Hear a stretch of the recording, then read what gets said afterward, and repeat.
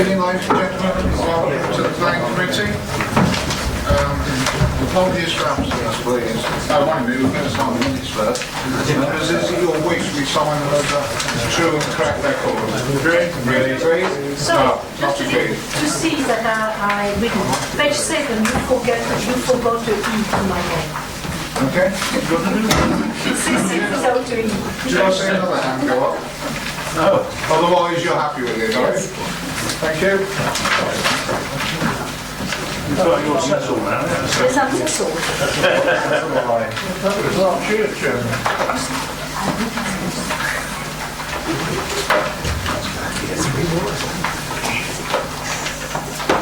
Right, apologies for absence.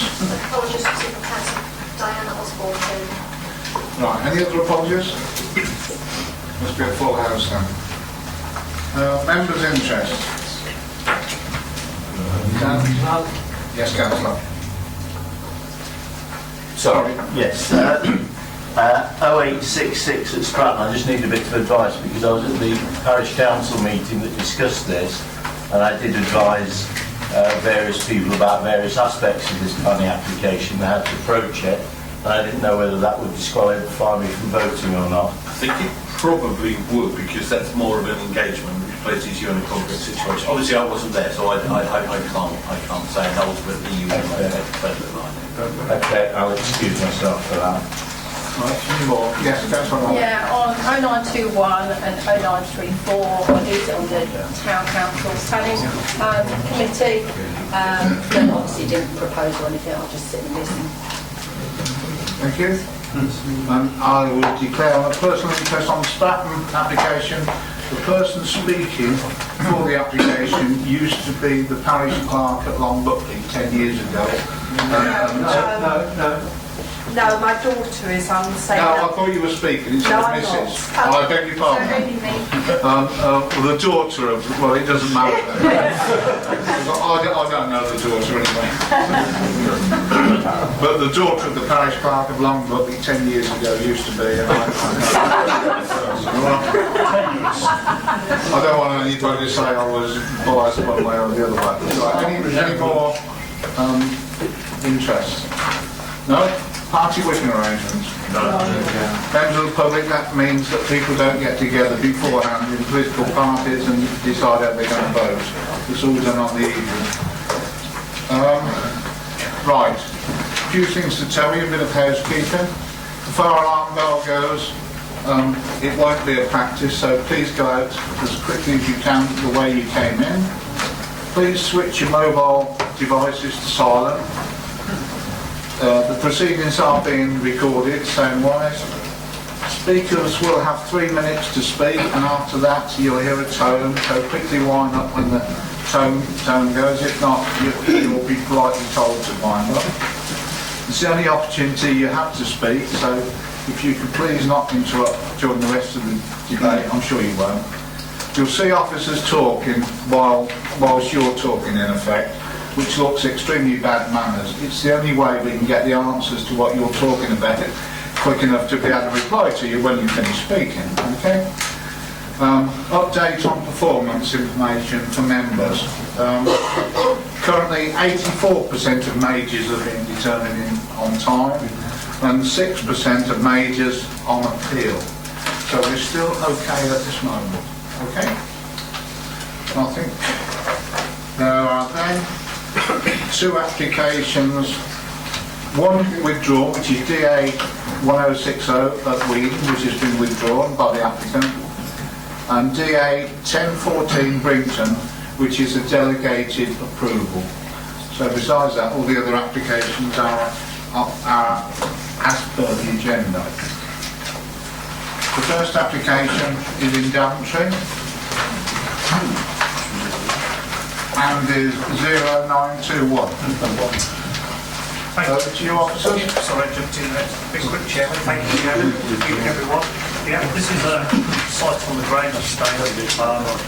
Currently, garages and parking area, so the photographs that we've got for you.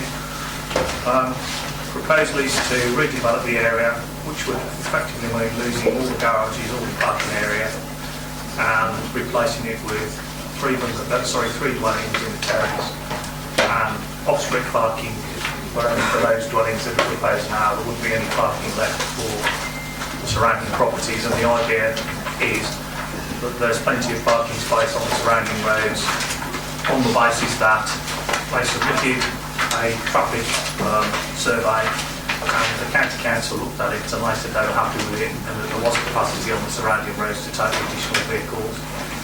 That said, you'll see there's lots of objections and people that think otherwise, and in the later representations you'll see there's been a few more comments to the same effect, basically just saying that still concerned, there's lots of parking, there isn't enough on-street parking in the area, especially at weekends when the hairdresser's shop, which is at the end of the road there, is busy, there's lots of cars parked outside, and still suggesting really that it's an overdevelopment of the site and it's going to cause problems if it goes ahead. The officers have basically considered that and the impact on the amenities of surrounding areas. It is tight, to be fair, the 21 metres back-to-back distance rather than 22 that we normally go for between facing main walls there. But on balance, given the comments of the local highway authority that have said they think they don't object to it and it's acceptable, we've recommended approval for the reduced scheme. Thank you, Chair. Thank you. We have a speaker, Mrs. Ganning from the Town Council. Oh, yes, thank you. Daventry Town Council recommends a recommendation for refusal. Following the Town Council's meeting on the 7th of January 2016, members reviewed and considered the amended application DA 2014-091 and agreed that the amendments did not address concerns raised in the Town Council submission dated the 26th of November.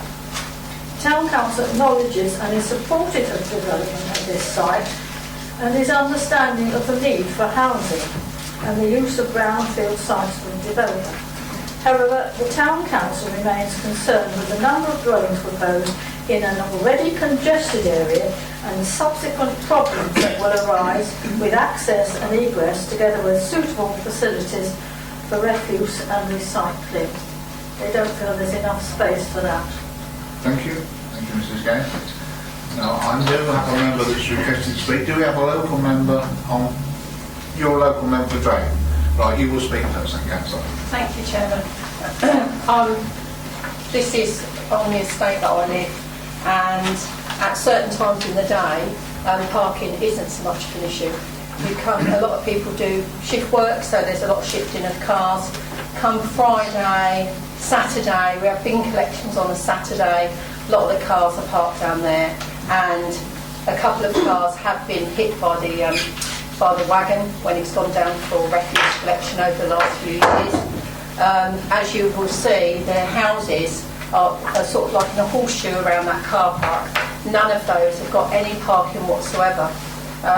The houses out the front, they park on the roadside, but the thing that is really concerning is the fact that the wheelie bins for those houses, they're down from the bank, so they can't have their wheelie bins out the front because they can't pull them up the back, so they have them out the back, so the refuse goes into the parking bays and picks the bins up from there.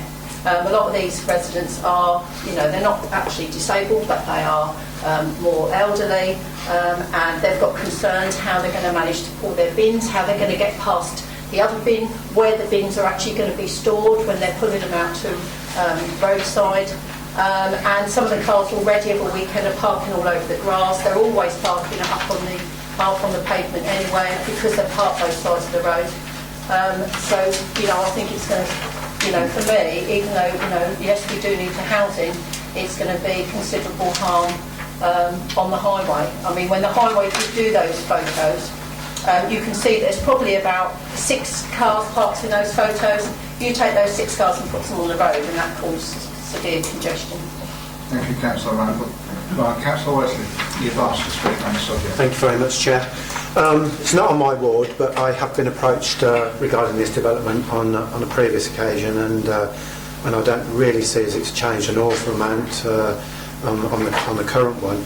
I have to say, I agree with the previous two speakers on this. I do think it's an overdevelopment. Really, it's an imposition on the people that already live there, not recognising the fact that we do want housing for people, but it shouldn't impinge on people's lives. And I genuinely think this does impinge on these people's lives and their homes. We've just heard about simple things. It may sound a simple thing like wheelie bins, but that is a bit of a hassle when the truck comes around and you've got to try and drag them out, and you're not particularly able to lump a great big heavy thing down the back of the path and out in the right place for the collection purposes. I have seen quite a lot of photographs of congestion as well on this. They're not just made up. I have been up there myself, and it does get very, very full. These pictures aren't truly representative of the situation on the estate, and that is, you have my assurance on that it does actually get very, very jammed up there. As I said, it does actually enclose the people that live there as well. It does actually block them in. The other side of it is the discussions with the residents. I have said they're not totally averse to zero development of those garages, but maybe one less house and a little bit more room left for car parking, and the access may be the answer to this to actually get it through. So I would hope this as it stands is refused. Thank you, Chair. Thank you. I have to tell the committee, off my own back, I went to see this site together with another site in Daventry myself, and it's 11:30 this morning. I could not do a three-point turn to get out of the place. There were so many cars parked there. I am aware what it's like at night because years gone by, I've gone down there tons of times to service people's televisions, and I can't park down near their houses anywhere near them. You can't believe it doesn't, as the last councillor said, it doesn't look exactly like that today. It's far more tattier. I could not turn in that area at all. It's 11:30 this morning. So I actually support what the first two councillors have just said about the site. Maria, you want to say something about it? Yes, thank you, Chairman. Just to come back on the point about bins, that's a fair point. That clearly, if the application was approved, there would have to be some new arrangement in terms of putting bins out, because, as you quite rightly said, they're using that existing area to put all the wheelie bins out. So, if were the application to be approved either by committee or an appeal, then we'd have to liaise with the provider to find alternative collection arrangements for the long row of properties on the front of the network. Right, any other comments on this? Yes, Councillor. Thank you, Chair. It's just really for the officers, really. How confident are we with the local highways authority's assessment that the additional problems caused by the loss of parking space and the increase of vehicles in the area is acceptable?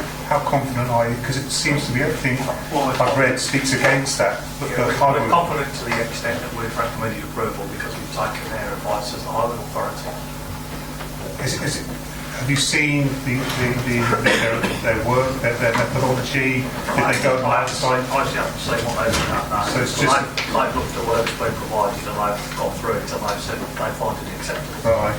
If I, for you, Chairman, if I might add, we've had previous meetings with highways about these kind of issues, and they assure us they do site visits on every occasion. Yeah. So it would have been based on an actual visit to the site. But we don't know the specific methodology on this particular assessment, other than their comments.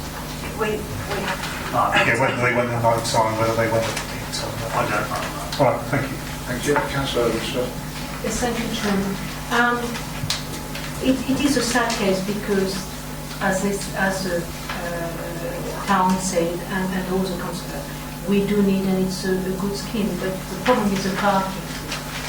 Now, in town, it is very difficult for me because in villages we also have problems with parking, and as you know, some villages have the same problem. But that scheme will allow 3 houses instead of 4. The problem is with what is in front of us. I am confident that it's able to appeal. The planning inspector might go against us, and that is where I have a difficulty with a planning application. I have heard the problem with the parking, but if that is the only problem, and I always say if there is no problem, we are going to be stitched on by the planning inspector. I can actually say to you that there is a parking problem there now, which gets worse at night. And in my view and the other two councillors' views, it will get worse with additional houses there. I've got no doubt about that at all. That is definite. I know what the county have said, but local knowledge will tell you. I believe both those councillors and the local town councillor are saying great things. Councillor Paul. Yeah, thank you, Chairman. I have to agree with previous speakers. I think possibly it is one house but too far.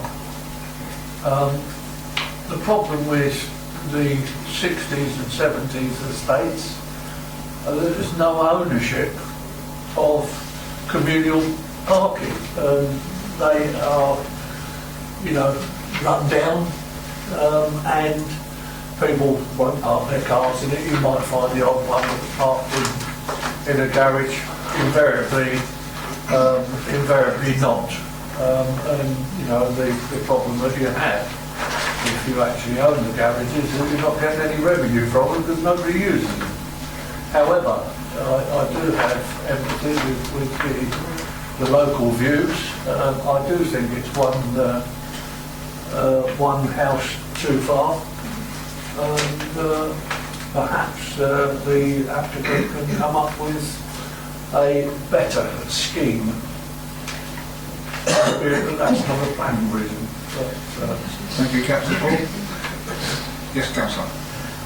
I just wanted to check. We've got down here as the applicant being Daventry and District Housing Limited, but this is in fact private land. Is that correct? This is the company that this council sold the land to. It's a housing association. So just private. Chairman, they do own the land. Yes, they own it. Councillor Paul. Yeah, if I can come back. It's not for the first time that I've mentioned the fact that Daventry and District Housing, I've requested on a couple of occasions that they change their name. They have changed their name to the north of the town. It was Amber Valley and now it's Futures Limited, and you can see Futures vehicles turning up at Daventry District Housing property. It is confusing. I would like, again, a representation to Daventry District Housing for a change of name. Yes, they do own the land. It was part of the acquisition when you changed from council-owned houses. Thank you, Chairman. Thank you, Councillor Paul. Members, I move the proposition to vote on. Councillor Evans.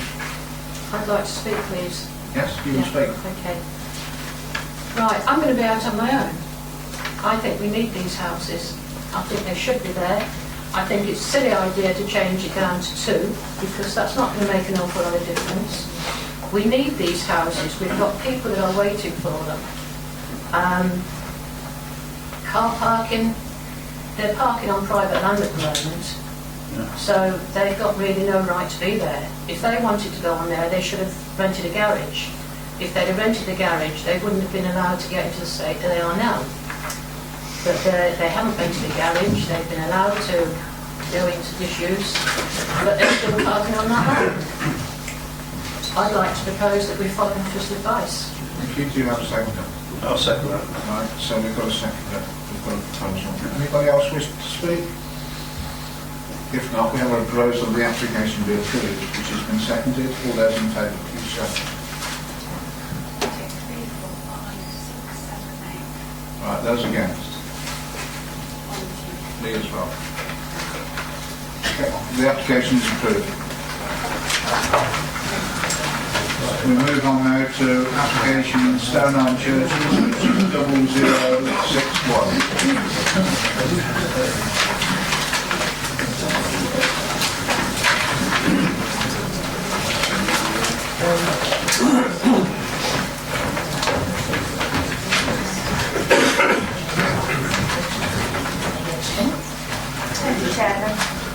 forms part of the country of the Gilman Cottage is located near the countryside. Seeking the site location plan that to the immediate south of the site is Gilman Cottage itself, and to the west of the paddock is Gilman Cottage. Immediate to the east is actually the A5, and to the north is Main Street, which also has access to the proposed development itself. The proposal is actually to attach two-storey dwellings to be built under the umbrella of the special circumstances cited in paragraph 55 of the NPPF as being of exceptional quality and limited design. The site currently complements a detached single-storey garage and several smaller outbuildings, and these are considered of little architectural merit and will be removed as part of the development. The main issue for consideration really is whether or not the proposal itself would meet that outstanding exception of sites within the NPPF of being truly outstanding design and architectural merit. The proposal has been subject to consideration by Open. Open is a design review affiliated to CAVE who consider proposals related to NPPF paragraph 55 dwellings. A number of proposals were put forward to amend design suggested by Open, and these have been incorporated within the proposal before you tonight. And in regard to the amendments which have taken place as a result of the suggestions put by Open, officers now consider the scheme to be acceptable and are recommending this application be approved. Thank you, Chairman. Thank you, Chair. We have a speaker. Mr. Elsegood is the agent. Good evening. I'm Will Elsegood from PH Architects, and I'd like to take the opportunity just to explain and confirm a few points regarding the application. It is a paragraph 55 application for a new eco-house on land within the curtilage of Kiln Cottage, and it is for the current occupants of Kiln Cottage to move into as their long-term home. The scheme was taken to Open Design Review Panel, and the panel was specifically formed to review paragraph 55 applications on that day. The purpose of paragraph 55 is to aim to create a higher quality of development and raising the standards of good quality design and architecture more generally in rural areas. The Eco House takes this requirement forward and intends to demonstrate how good quality, unique and site-specific architecture is achievable for smaller domestic properties. This was recognised with the Open Design Review Panel. I've asked for a few images to put up. The form may look simple, but the proposed detailing and the materials and junctions is complex to achieve the look of simplicity. Some examples there. Again, this was recognised as a key point by the Open panel.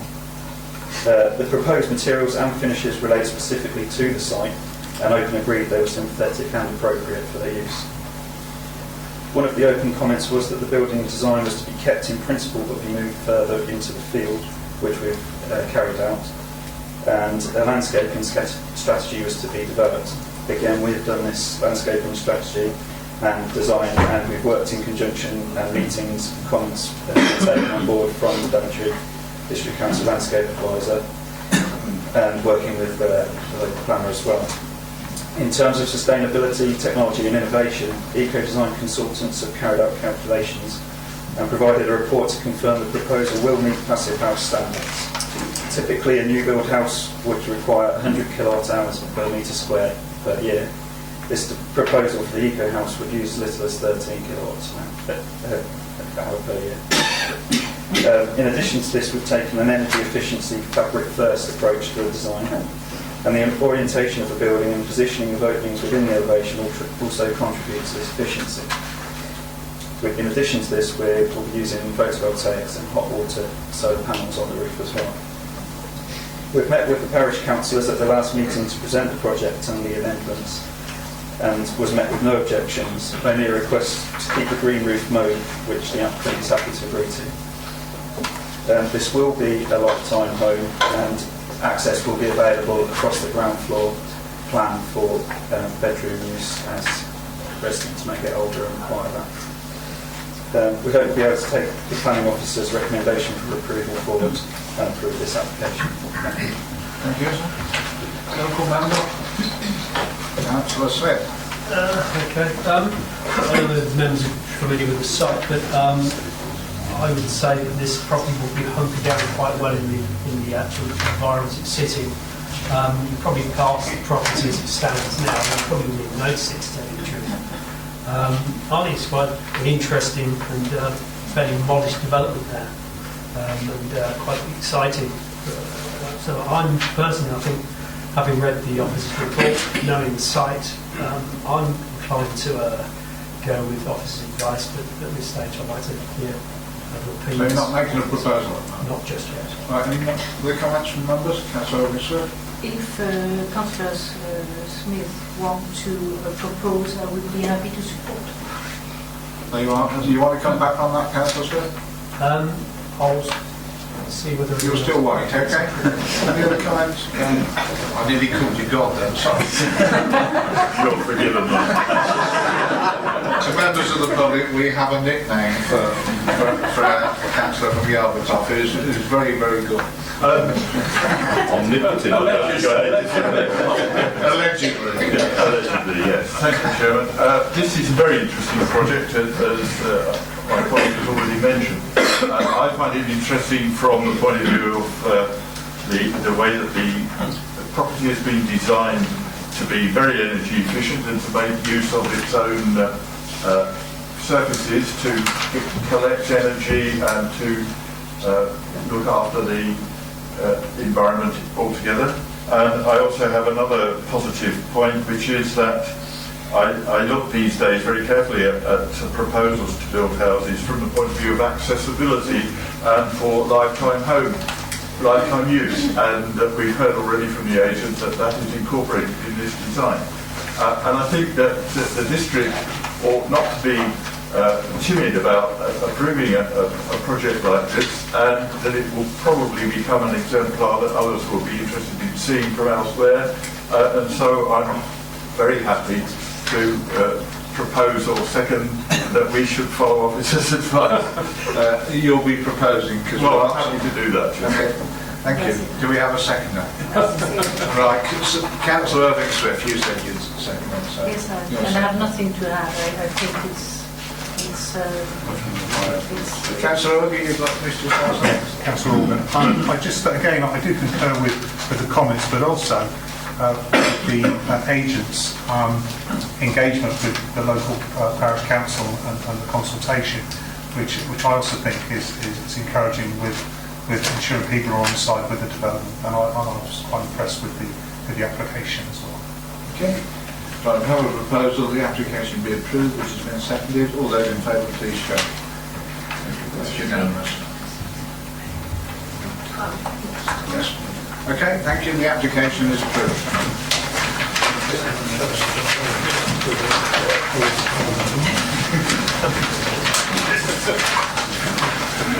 Next application is in Cold Ash B 0118.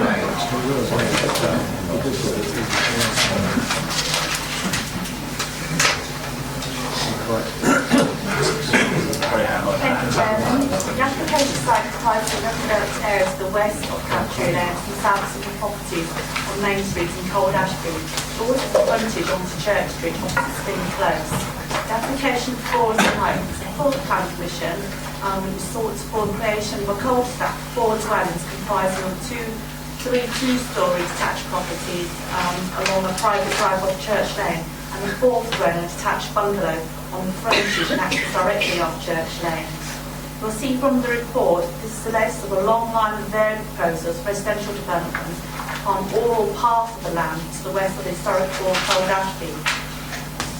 In policy terms, this site has been repeatedly found to be out beyond the confines of the village of Cold Ashby, and therefore is inappropriate for development, even for a relatively modest level of new housing. This the local plan, which severely seeks to restrict development to the open countryside.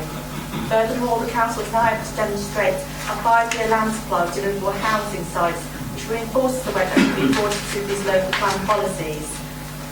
Equally, the local authority is able to have exceeded the rural housing supply for the area, and as a consequence, the latter part of policy R1, the joint core strategy, is engaged. Policy R1, the latter part of policy R1, requires that certain provisions are met in allowing any further development within the rural areas. And I do not feel that the proposal itself is able to demonstrate that these provisions provisions are met. The proposal will not result in environmental improvements on the site as a result of not a greenfield land beyond the village confines. It should also be noted that appeals decisions have referred to this area of land as being an important open space which forms an important part in terms of contributions to form and character of the village. Equally, there's been no evidence to demonstrate that this development is required to support the retention or improvements to local services that may be under threat. The proposal is not informed by a pre-submission community involvement exercise, and nor is it part of a rural exception site to deliver affordable housing. And as such, officers do not feel that the proposal before us tonight would form sustainable development. I recommend this application be reviewed. Thank you, Chairman. Thank you, John. Two speakers, Mr. Ridgely from the Parish Council. Please, first. Thank you, Chairman. And good evening. My name is Tony Ridgely. I'm the Chairman of Daventry Parish Council. Just listening to the office, I think you've seen my script. However, this application is for a residential development on a rural greenfield site, which has been the subject of 10 previous planning applications, all of which were refused, and 4 appeals dismissed. It is clear from this history that the site is outside the village confines and unsuitable for development. A previous appeals inspector considered the land to contribute to the inherent rural character of Ashby and should be protected as such and not allowed to be developed.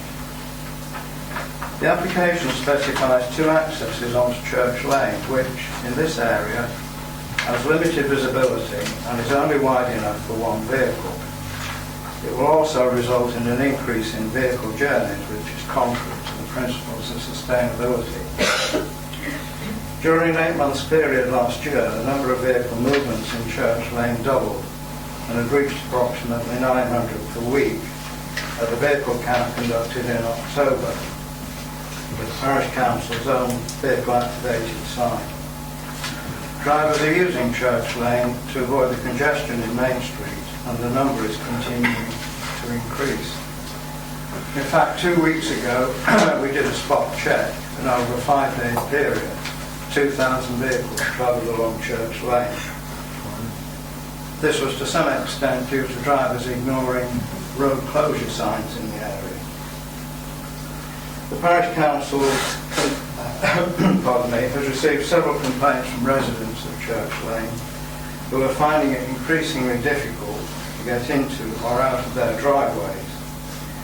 The Parish Council is understandably concerned about any added dangers to users of Church Lane. I ask you please to accept officers' advice, support the people of Ashby and refuse this application. Thank you.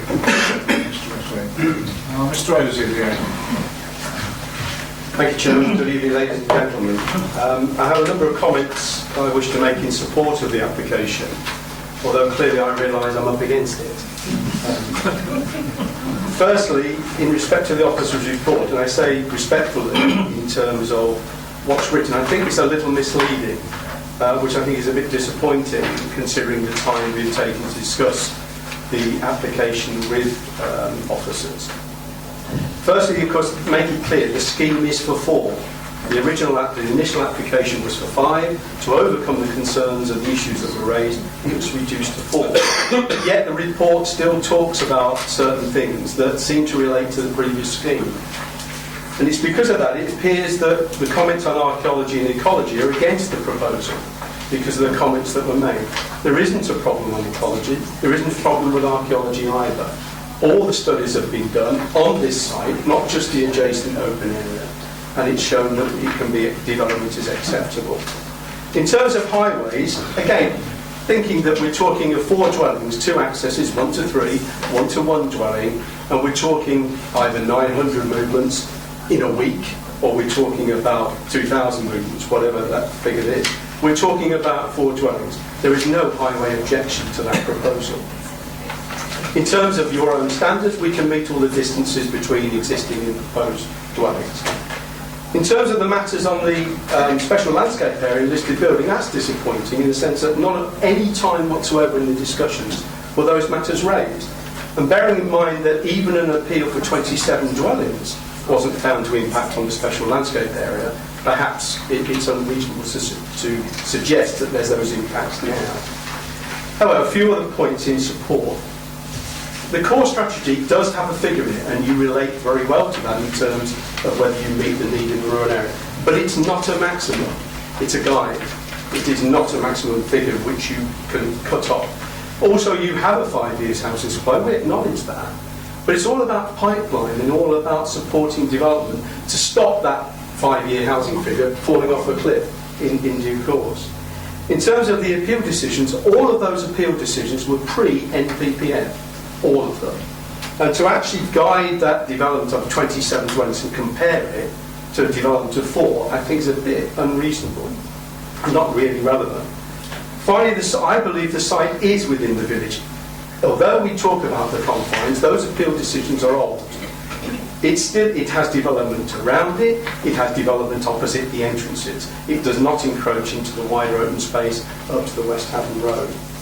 And finally, in terms of local, with respect to the chair, I did attend 2 parish council meetings. This was prior to the applications being submitted, and we did feel that there was some support from development in the village. Thank you for your time. Thank you, sir. And you've been the first ever agent to admit you're up against it. That's life. Right, local member. Sorry, it's you again, sir. It is I, yeah. Yes. Thank you, Chairman. Nothing really to add, but I would like to emphasise some of the points that have already been made and to draw people's attention to the late representations, which are further comments from members of the public. I accept and acknowledge that the numbers in the housing numbers in the core strategy are minima, they're not maxima. I accept that we still can show that there is a need for housing within the district. I'm quite happy to acknowledge that. Nevertheless, I do not accept that this is within the village confines. I know this is a contentious matter, and it's often discussed. Indeed, we've had a recent appeal decision which hinged on a particular inspector's interpretation of the meaning of the term, but that's for elsewhere. In my view, this is outside the confines of what is a restricted infill village, and nothing that currently occurs contradicts that policy as being a robust policy which ought to be considered carefully and honoured. Yes, there is also the point that by virtue of scale, size and design of the proposed dwelling, coupled with the topography, it would have an unacceptable visual impact on the character. It's very difficult for people who don't know this part of Northamptonshire to really appreciate the significance. That's that's the entrance to Church Lake. This is the West Haddon Road that you're looking at there. It's a very, very narrow lane, and already we can see properties are being put at risk because of the traffic that's using that lane as a bypass to avoid the congestion in the main street, despite the fact that there are clear signs on the approach road saying don't go there. Some people might think that those signs should remain forever, but I wouldn't comment on that particular point. So I'm quite happy that the officer's advice, which makes reference to policy points concerning beyond unacceptable in the open countryside and have an unacceptable visual impact. But there are a couple of other points I would like you to bear in mind.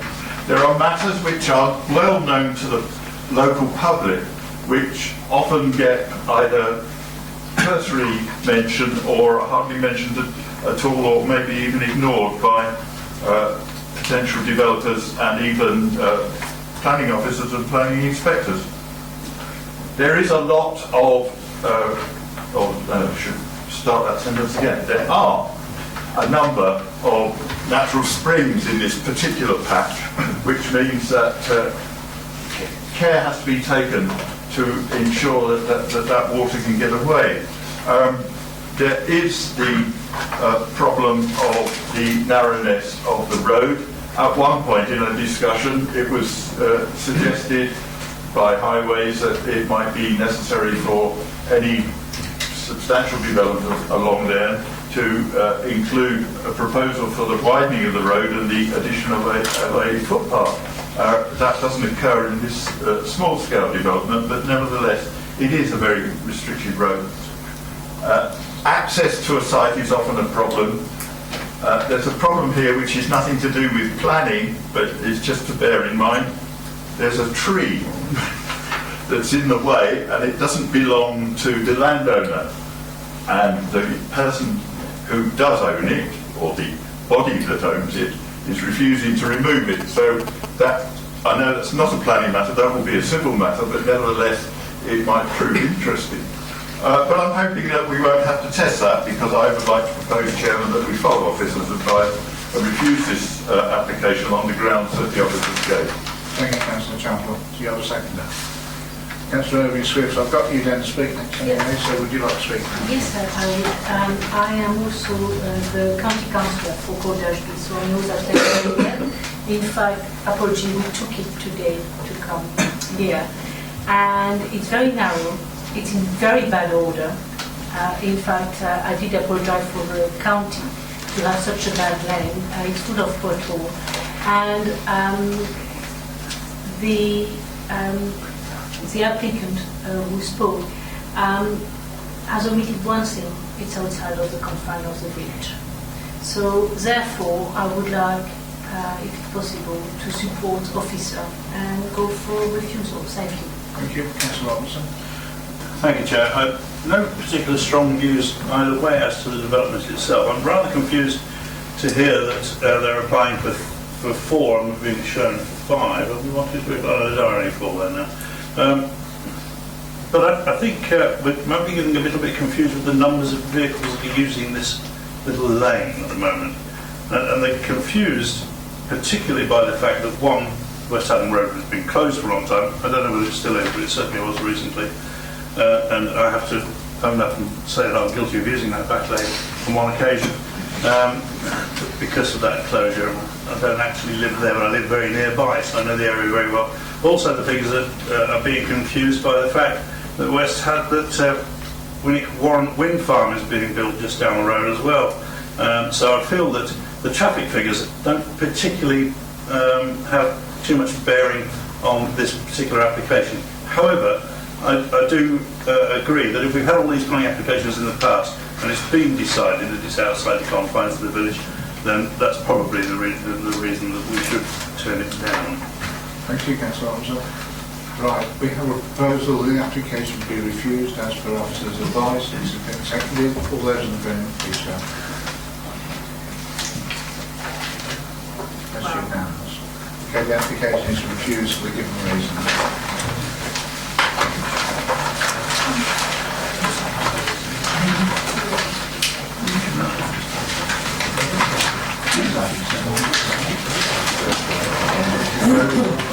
Next application is in Abbey South,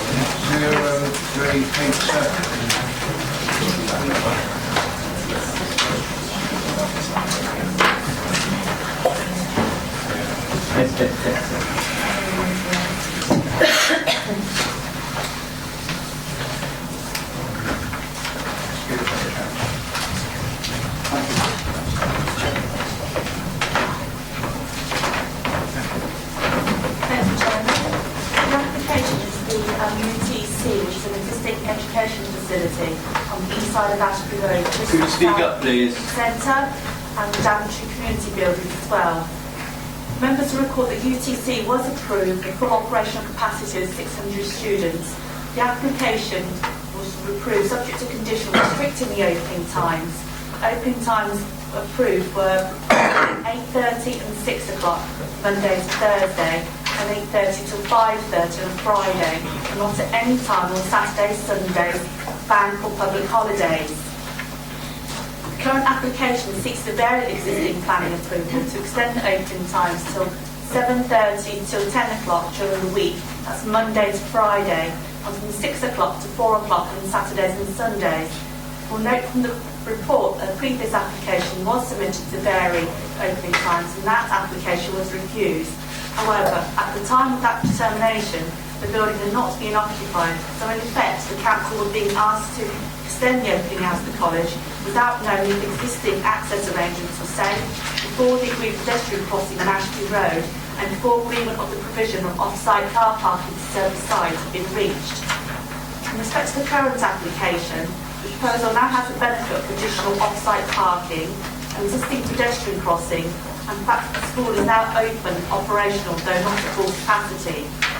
We also see from the report that the environmental health officers have raised no objections, and the town council has no objections, but do ask for consideration given to the traffic management issues. The Highway Authority has requested additional information from the applicants in respect of the additional off-site parking, and this is now being provided. Accordingly, this request falls to be determined in respect to the highway safety and traffic concerns, and how this will be affected by the increased hours that are being sold. The UTC has now been operational for almost 24 months, so there is experience of impact on the local area. No complaints have been received by the council about its impact on the local resident community, nor is there evidence of direct adverse impact on the local highway network as a result of vehicles entering or exiting the UTC site. As the UTC is not operating at full capacity, it's not possible to take a view on the overall impact of the UTC of the local highway network or the parking provisions.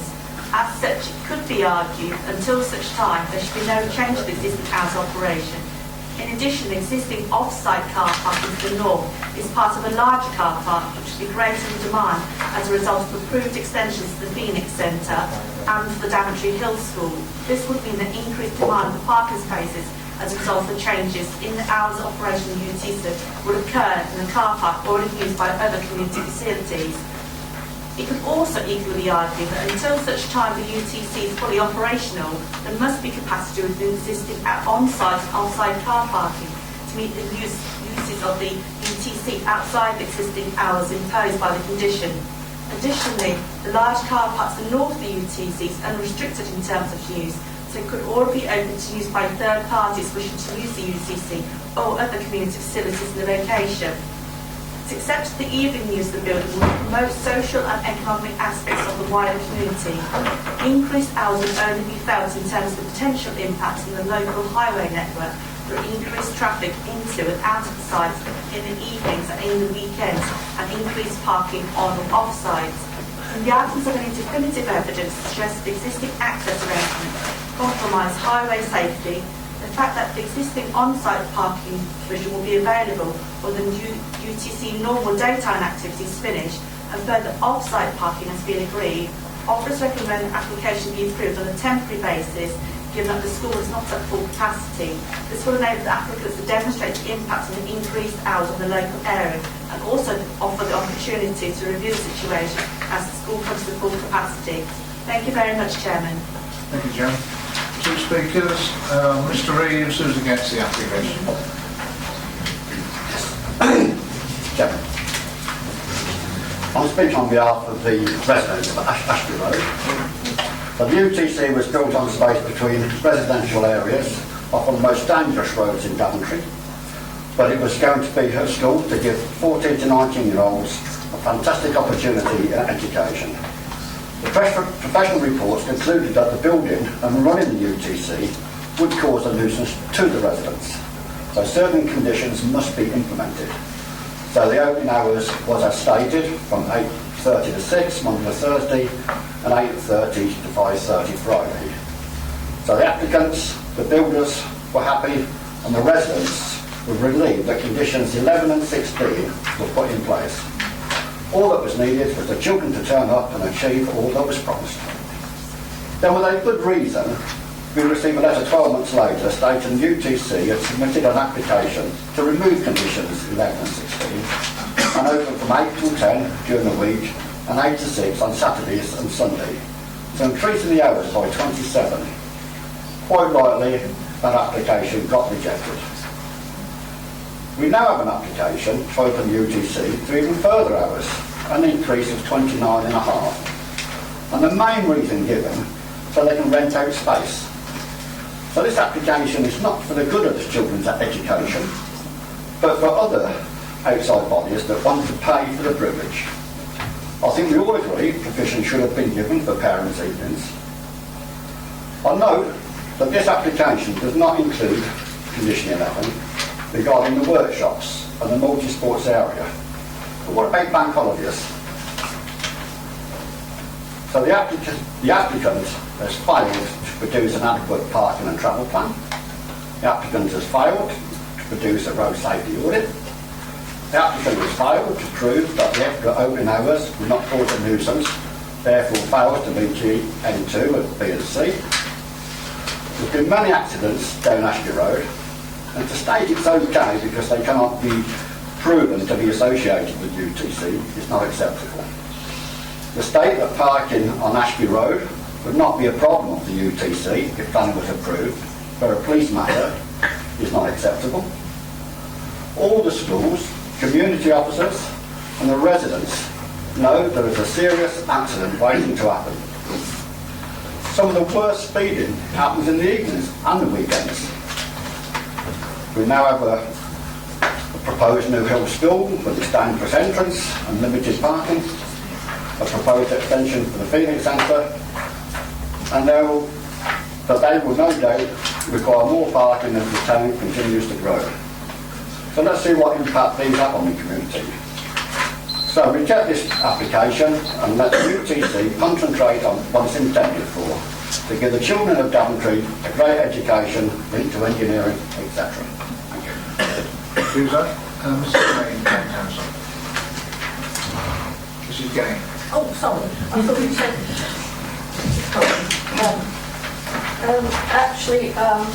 The Daventry Town Council has no objection, but asks that consideration is given to traffic management to alleviate the increase in vehicular and pedestrian traffic in an already busy area. Thank you. Thank you very much. Local member for that board. Got people that speak otherwise. Next round. Thank you, Chairman. I'm afraid I'm going to say some things that have already been said, and I don't usually repeat things, but this time I'm going to. The UTC has now been open approximately 2 years. The original application to extend the opening hours of the college was submitted and refused in 2013, before the college was open and before the effect of traffic or noise could be assessed. In the 2 years that the UTC has been up and running, there's no history of noise nuisance, no traffic incidents that can be attributed to the college, and parking on site and off has proved adequate. Apart from the college requiring longer hours, there are numerous clubs and organisations that are searching for premises that can fulfil their needs, and extending the permitted hours of the college use will allow the local community to consider these premises in their requirements. For this application, the recommendation is to approve, and the consultees have no objections. As the college is not yet at its full capacity, I agree with the recommendation that this is approved for a period of 3 years and then revisited. And if I'm not too early, I'd like to propose that we follow officers' advice on this application. Thank you. Do you have a seconder? Thank you. Councillor. I've got 2 more speakers that have indicated they want to speak from outside the committee. There's no more local member, is there, for that particular ward? Right, Councillor Long first. Thank you, Mr. Chairman. Thank you for allowing me to speak. First of all, can I please make it quite clear that I have every support for the UTC in the work that it does. However, I do wish to object to this second application to vary condition 16 attached to the original planning application agreement DA 2012-0421. I regard the application as showing disregard for the environment in which residents live and the planning safeguards put in place to protect them. When this proposal to increase the operating hours of the UTC was originally brought to Daventry District Council's Planning Committee under planning application 2013-0421 in the spring of 2013, I personally canvassed all the properties in Ashby Road, Mayfield Drive and Falconers Close, a total sum of approximately 100 properties. There was general agreement to object to the application, which I did on residents' behalf in my capacity then as a county councillor and also as a district councillor. The application, as noted, was declined at that time. Since then, residents' resolve regarding this matter hasn't changed. The only thing that has changed is the increase in the traffic volume using Ashby Road. This is confirmed by County Council's census results, Chairman. Planning Condition 16 states the UTC site, including the buildings, workshop and multi-use games areas, shall be open from the hours already described. Reasons given for imposing the planning condition: the condition is imposed because the Council considers it is necessary to formally assess the impact on longer hours on the immediacy of adjoining properties and on the highway, safety and local road networks. The condition was deemed prudent by the Planning Committee when it was imposed. Nothing has changed apart from the increase in traffic volume, so surely the condition remains prudent now. I quote from the planning summary comment: the proposed increased hours of opening would not detract from the immediacy of the locality nor impact adversely on the local highway network due to existing access arrangements and parking provision on and off site.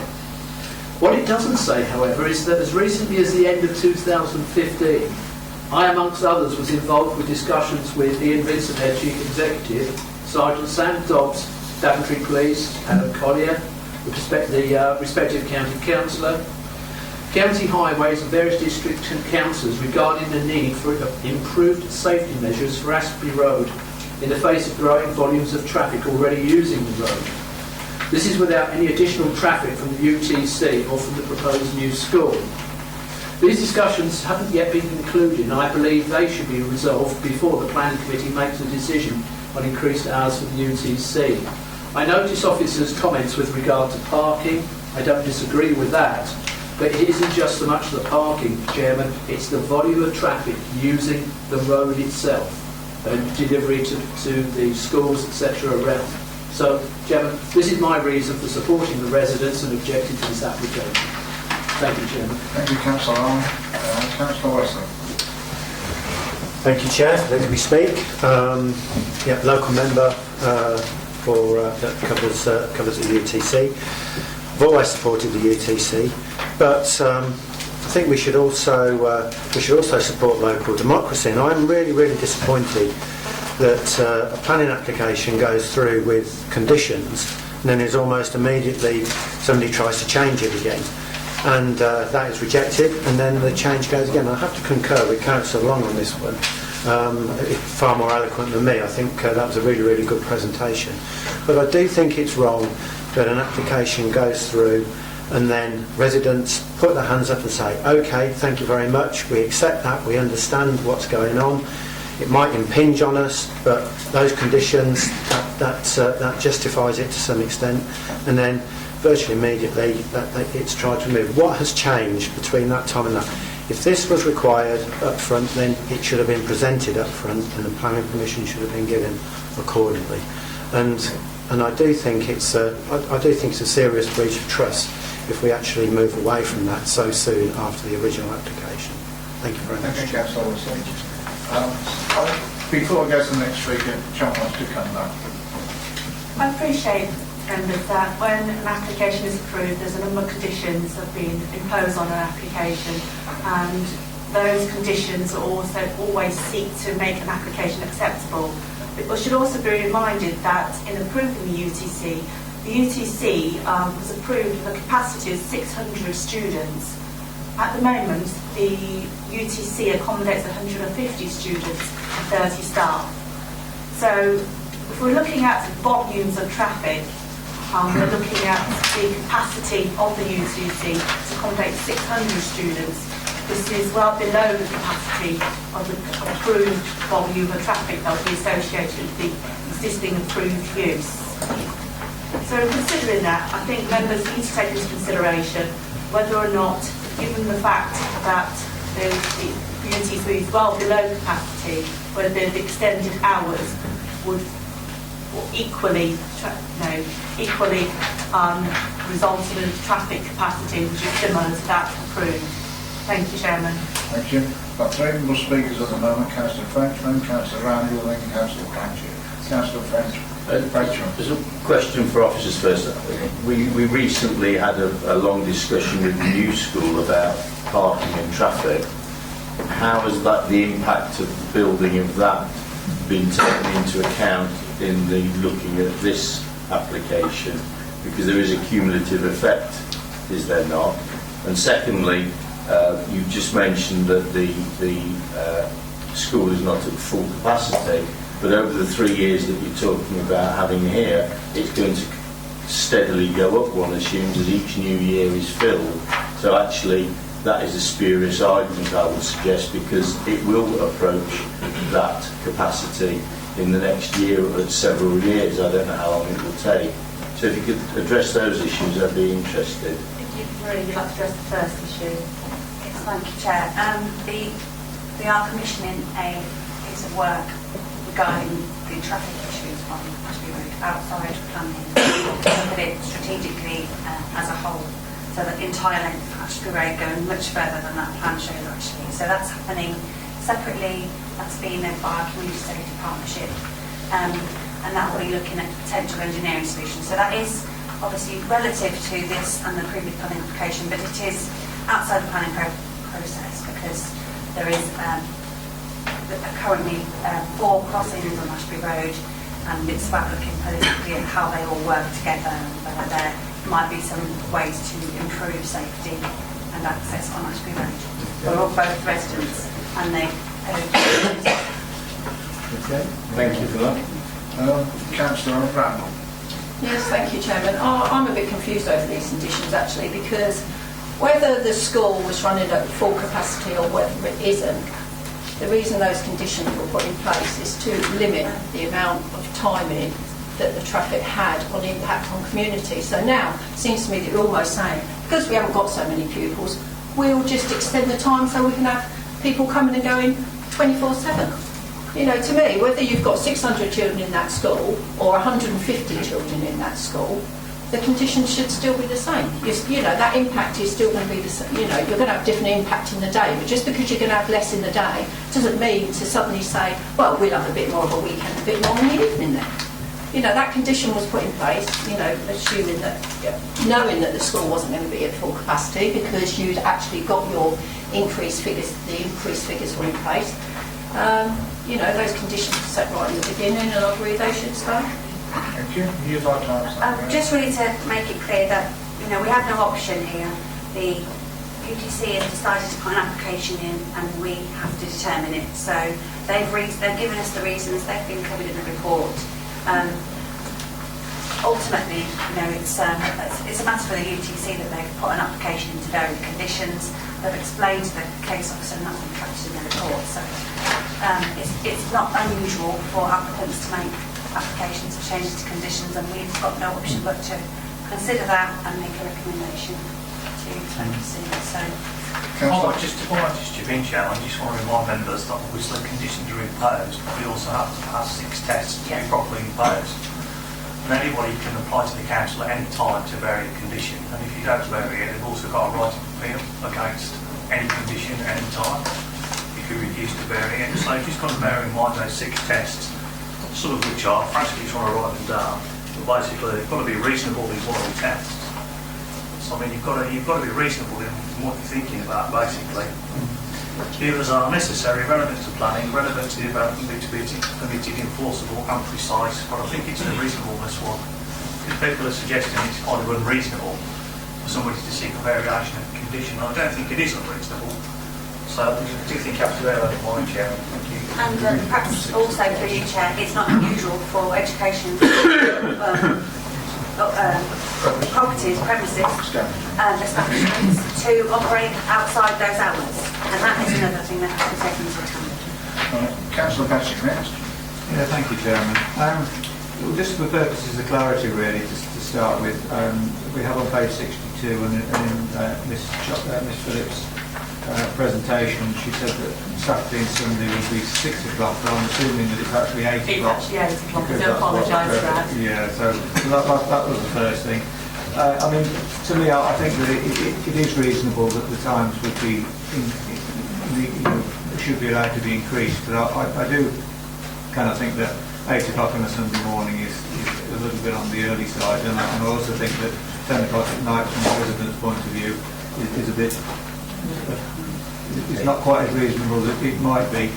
And I don't know whether it's prudent to propose an amendment to it to make it 9 o'clock in the weekdays and then 9 o'clock on Sundays in the morning. So whether we can, I'll just check whether we could actually do that, or whether we have to deal with the times that whether everybody else agrees, of course. Well, it's, I think it's about whether it's reasonable and whether it's necessary. I mean, if we've got evidence that in the period of time that the establishment has been operating, that there's been nuisance, then we might be able to evidence that there's a good reason to issue the times. But, you know, there isn't any such evidence to back that up, so we're back to the reasonableness thing. Well, I'm just thinking, Chairman, you know, if somebody's coming out, if they've been at the club or something till 10 o'clock and they're coming out and yeah, I mean, we've all been there with all these different places, you know, kicking out at 10 o'clock. And for example, the neighbouring facility doesn't have any restriction on what time it operates. And that, you know, you've got cars coming and going. We've got no reports of nuisance from either of those two sites. So again, we're going back to, is it necessary, is it reasonable to impose these conditions? Okay, we'll let you think about that. Next person on the list is Councillor Poole, followed by Councillor Chandler, followed by Councillor Ed. Well, thank you, Chairman. I've made a few scribbles all over this piece of paper. However, I'll try and pick them up as I go. One of the comments was one of the most dangerous roads in Daventry. Not according to the police.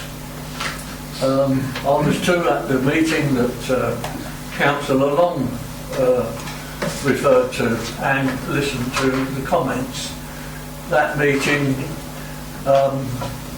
instituted a survey, and our officer has mentioned that survey being paid for by Daventry District Council, not Northampton County Council, who should be doing it anyway.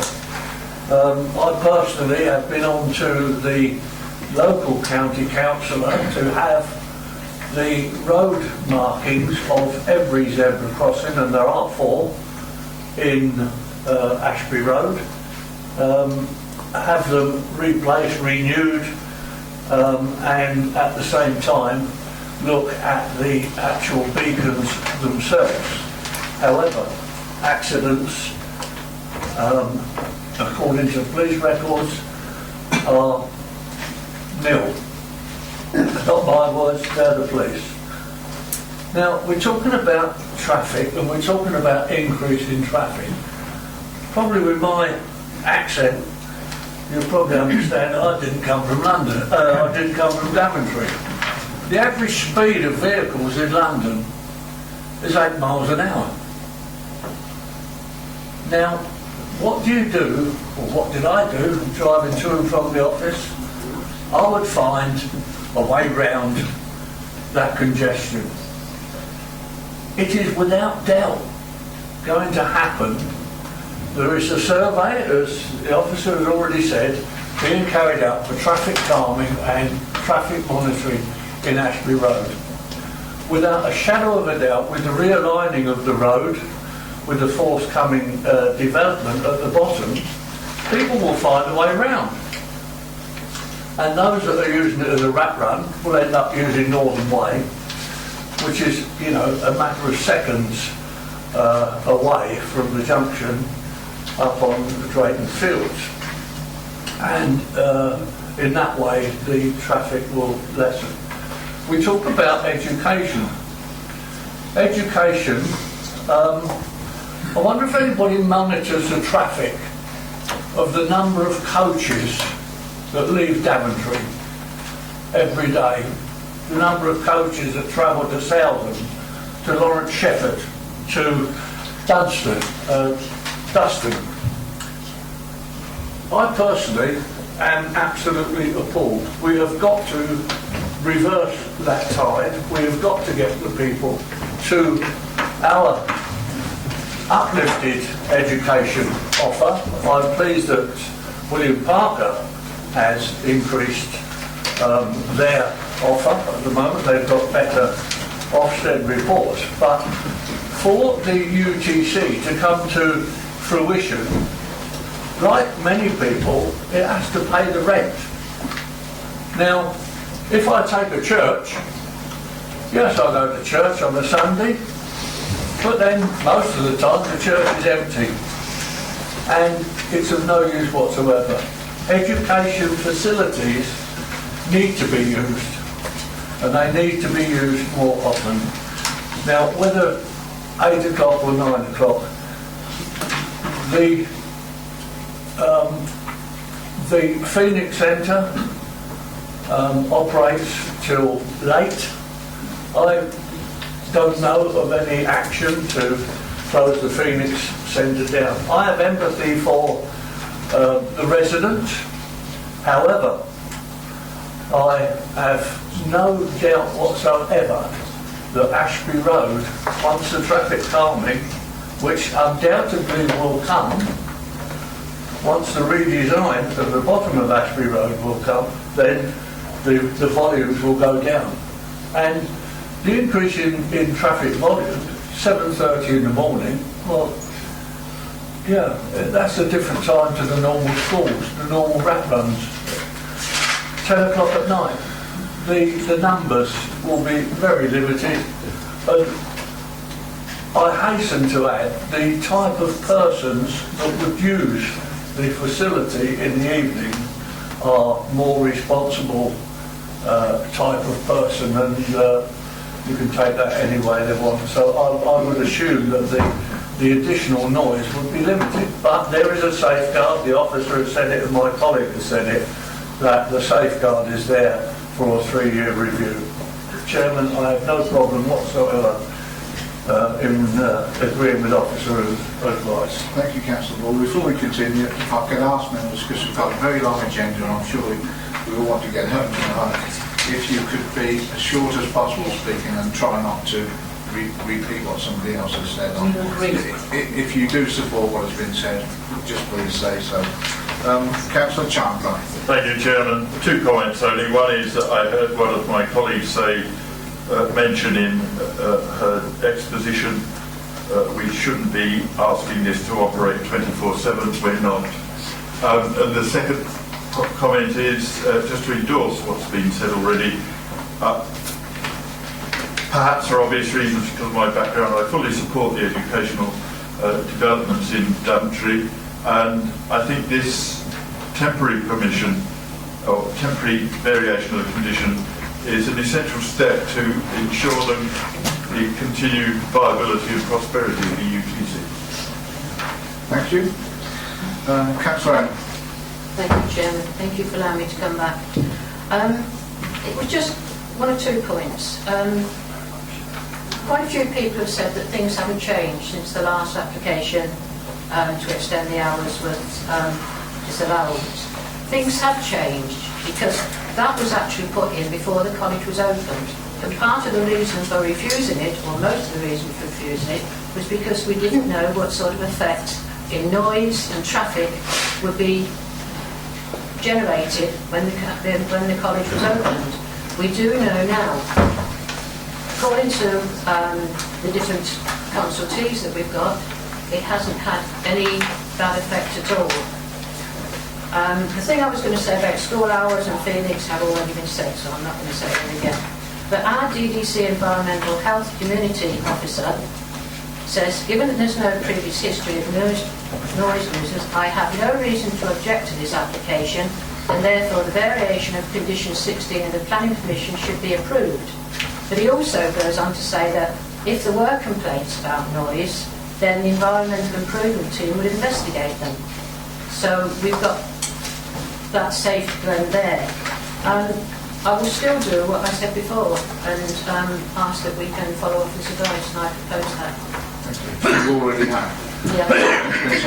I'm just reiterating it. I think we've had a very quick one, Councillor Patchett. Well, you asked me to come back with regards to the amendment to the proposal to agree officer's advice, and it would be along the lines of to vary condition 5 to to change the hours from 7:30 to 2100 hours, and on Saturday Sundays from 0900 hours to 1600 hours.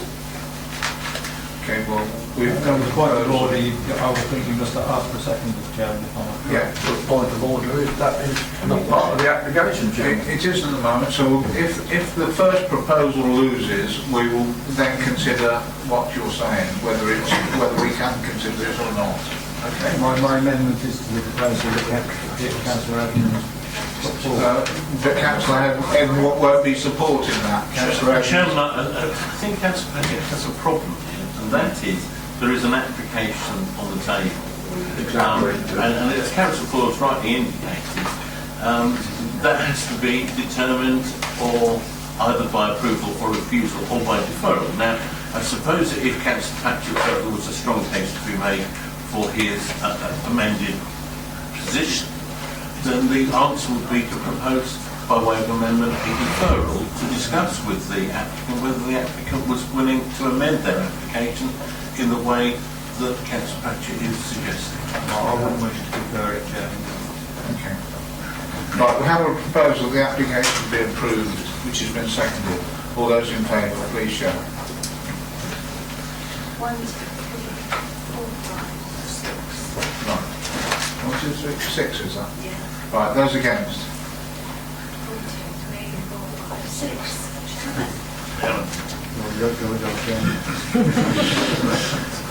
Why do I always get the horrible ones? I'm actually going to go with officers and forest because it can be looked at again in 3 years.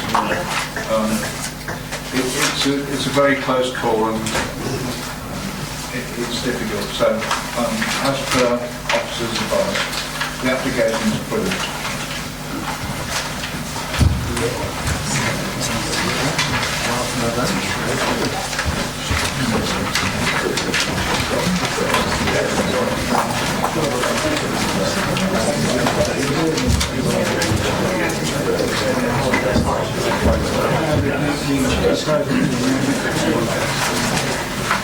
The next application is in Marston Trussell.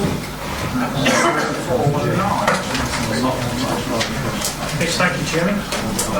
This is a proposal outlined, no details, submitted in reserve matters sort for residential development in the village, difference here is it's on the existing farmyard, which when you see some of the photographs you'll see the buildings, etc., and the murders, etc. It's right in the centre of the village. I know that is part of living in the village, but traditionally we have tried to move such things out of the centre of villages in the past where they've been called a nuisance. This is on an adjoining site, I've been told to tell you. But this is the actual farmyard, so you'll see the buildings and the mud. And parish meeting have given us a verbal no objection, so I think it isn't very controversial unless members have further information I don't have. And this is from the housing site next door. If you remember, there was a pub there, the Sun Inn, and it had permission to build some houses on the former car park at the back of the pub, which is next door to this site. So on the basis that this will meet the criteria of being a visual improvement, I should just add as well, the red line has been changed to what you see there now. The original red line that we showed you on the overhead to start off with included part of an area shaded in red, which is a scheduled ancient monument. So that red shading is a scheduled ancient monument, so it's off now, it's off the scheduled ancient monument. And you'll see it's recommended subject to, and the main reason it's to come to committee, the section 106 agreements required to secure the cessation of the previous lawful use certificate was granted for, which includes the road sweeper business, and to also get the buildings removed from the site and generally tidy up the stuff that's on the scheduled ancient monuments, but is now excluded from the actual revised application. So on the basis that it is visual improvement, we say it does comply with the second part of policy R1, and it's recommended for approval subject to that section 106 on the basis. Thank you. Thank you, Keith. Local members, ladies first, Councillor Evans first. Thank you. People will remember all the problems we had previously in Master Crossing. Now, I am surprised that the parish, it's Master Trussell as parish meeting, so they don't meet very, very often. And last time I was, it is true that the size is a mess. I mean, the parish will agree with that. And my concern with the planning application is outside of the confines of the village. And because the applicant has been such a mess with the site, it will be a tidy up of the site, and we all agree with that. But it will not help. Master Trussell is an hamlet. It has a parish meeting. It doesn't have it's in our patch. A Master Trussell is like Kenmarsh, so it doesn't have a statue of the village. So it's an hamlet, and it has already had this growth of housing, and it's not at all sustainable. The Sun Inn, which is next door, plus the other planning application that you will remember we had 2 years ago, have increased the size of the village considerably. So yes, I would like to see a tidy up of the village, but for me, outside of the confines of the village, when you look at historical English heritage, that's their concern too. So I would, before I make a proposal, I would like to see what other councillors think. I think we're getting an officer to answer. Would you like to answer those comments, Keith, that we just made, or would you like the other member to speak first? Whatever. We'll let the other local member speak first in case there are things to bring up to answer. May I say just one thing? We all agree it's a mess, but if we think it will tidy up something, what I am afraid that everybody can make a mess of something outside of the confines of the village. And after we say, well, it will be a tidy up. The reasoning for building, that is what concerns me the most. Because we all agree it's a mess. That is not at all with discussion. I think he was mentioning that was a benefit. Yes, but my problem is that this site has a history because it caused a lot of problem to the planners, and that I am conscious of that. But it's not because of that reason, and that is a mess, that we should say it would be a benefit, because everybody can start to play with what is a benefit if they damage what was there before. That's all. Okay. Councillor Arrow, would you like to? Yeah, I don't have the historical context that Councillor Swift has, and having read the application, what I draw in very closely is what the parish and the neighbours think. What's the local community think, and then look at the reasons and the planning reasons and the reasons for or against it. It appears to me that this outlined application appears to have no great public, there's no great public voice against it, unless I'm misreading the papers, or unless something has come in late. I don't know whether officers can help me with that. Is this what we have with regard to what the locals do? I'm sure you will be answered. We're trying to get some visual pictures at the moment. It's Keith, would you like to make some comments? Yes, Chairman. Well, a couple of points have been raised. The parish, I've read the comments in front of you really. The parish meeting, as I say, they haven't written in, but they've said verbally they've got no objection. It says in the report there's been no response from the neighbours, so presumably they don't object because they haven't said anything if they do.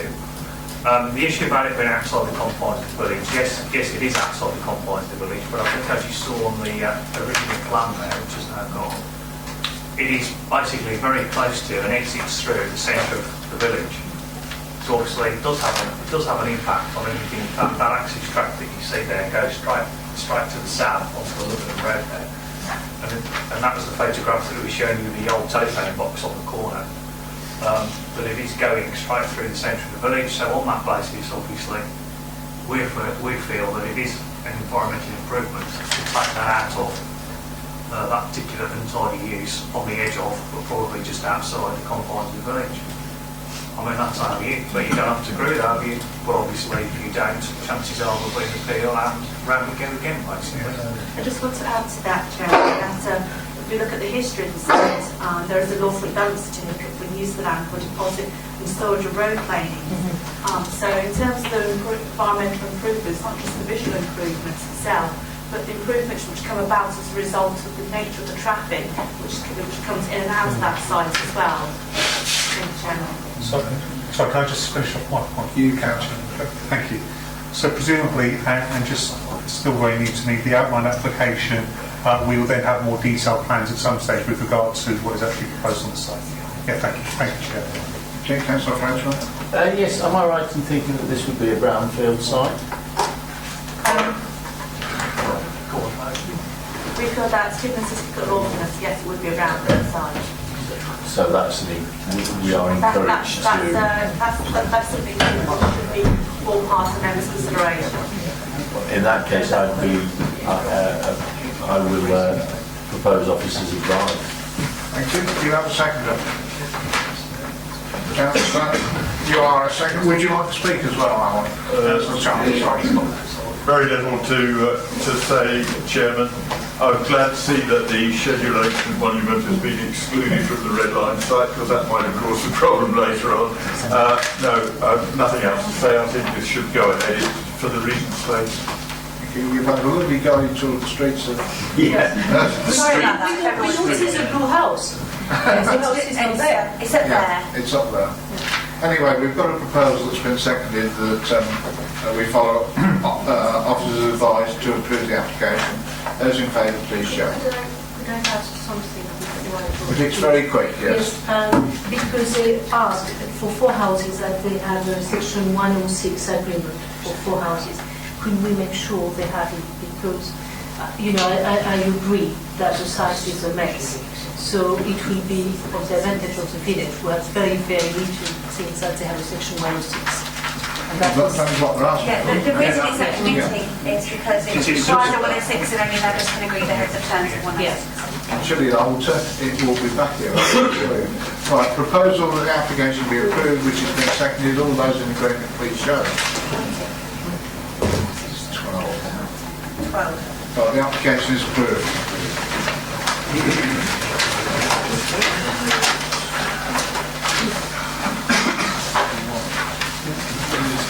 Next application is in Broadstone, 0700. Thank you.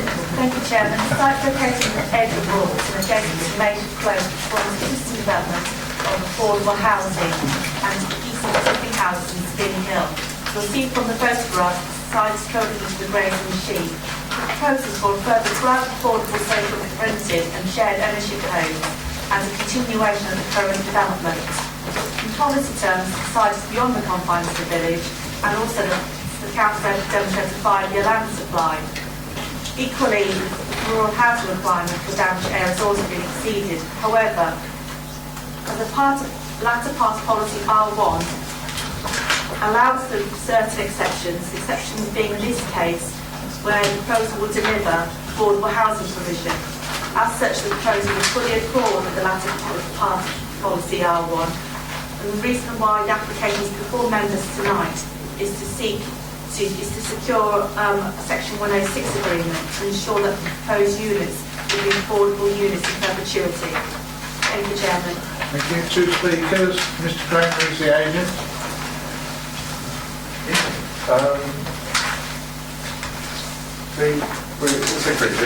This is a rural exception site. It's for affordable housing for Northants Rural Housing Association in conjunction with East Midlands Homes.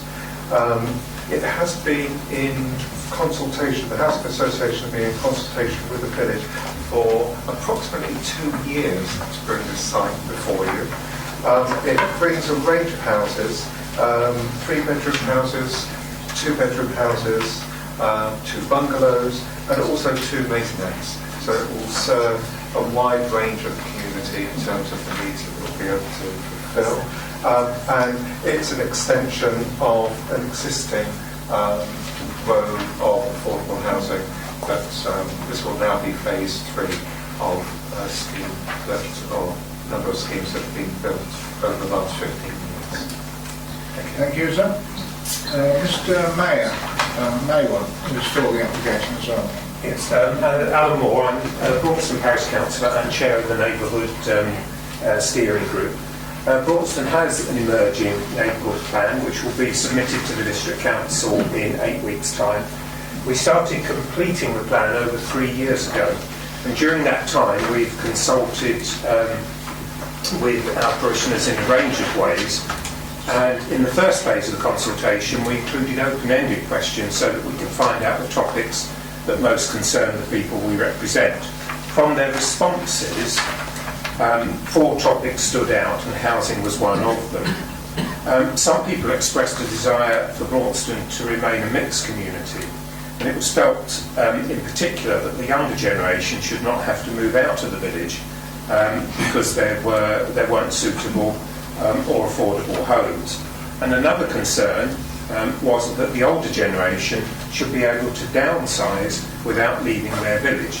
And this scheme goes some way towards meeting those needs. In July 2014, we held a housing consultation jointly with the Housing Association. And during that drop-in session, about 100 people attended, which in itself is an indication of the level of interest in housing in the parish. My final point is that the pre-submission draft of our neighbourhood plan went through its official consultation stage 4 months ago, and in the draft plan we stated our support for this development. Even though we received 144 individual comments in response to our consultation, no one in the parish voiced any objection to the extension of Maple Close, which Parish Council supports. Thank you, Chairman. If anybody knows Maple Close, I know it very well. I go to other places there quite often. It's a great development on the edge of Braunston, so I'm sure to extend this with the support of the village that you just heard can only be good for Braunston and the district. You'd like to speak, Councillor Paul? Well, yes. First and foremost, we received a very nice email from the local councillor, Abigail Campbell, who is in favour of the application. The development is what you have just said, Chairman. It will enhance the village. It will enable the village to do what it is intended to do, to keep people in, look after old and young alike, and I have no hesitation in recommending to reapprove officers' advice, Chairman. Thank you. Do you have a seconder? Oh, gosh. You can choose. So many hands went up. I can't say which one went up first. But yeah, Councillor Randall, you get your name down. Councillor Randall, second here. Nobody else wants to speak, do they? I mean, it's absolutely spot on. All right. Okay, we've got a proposal that the application be approved, which has been seconded. Even the chairman says it was spot on. Those in agreement, please show. Unanimous. 13. I'll put mine. Thank you. The application is approved.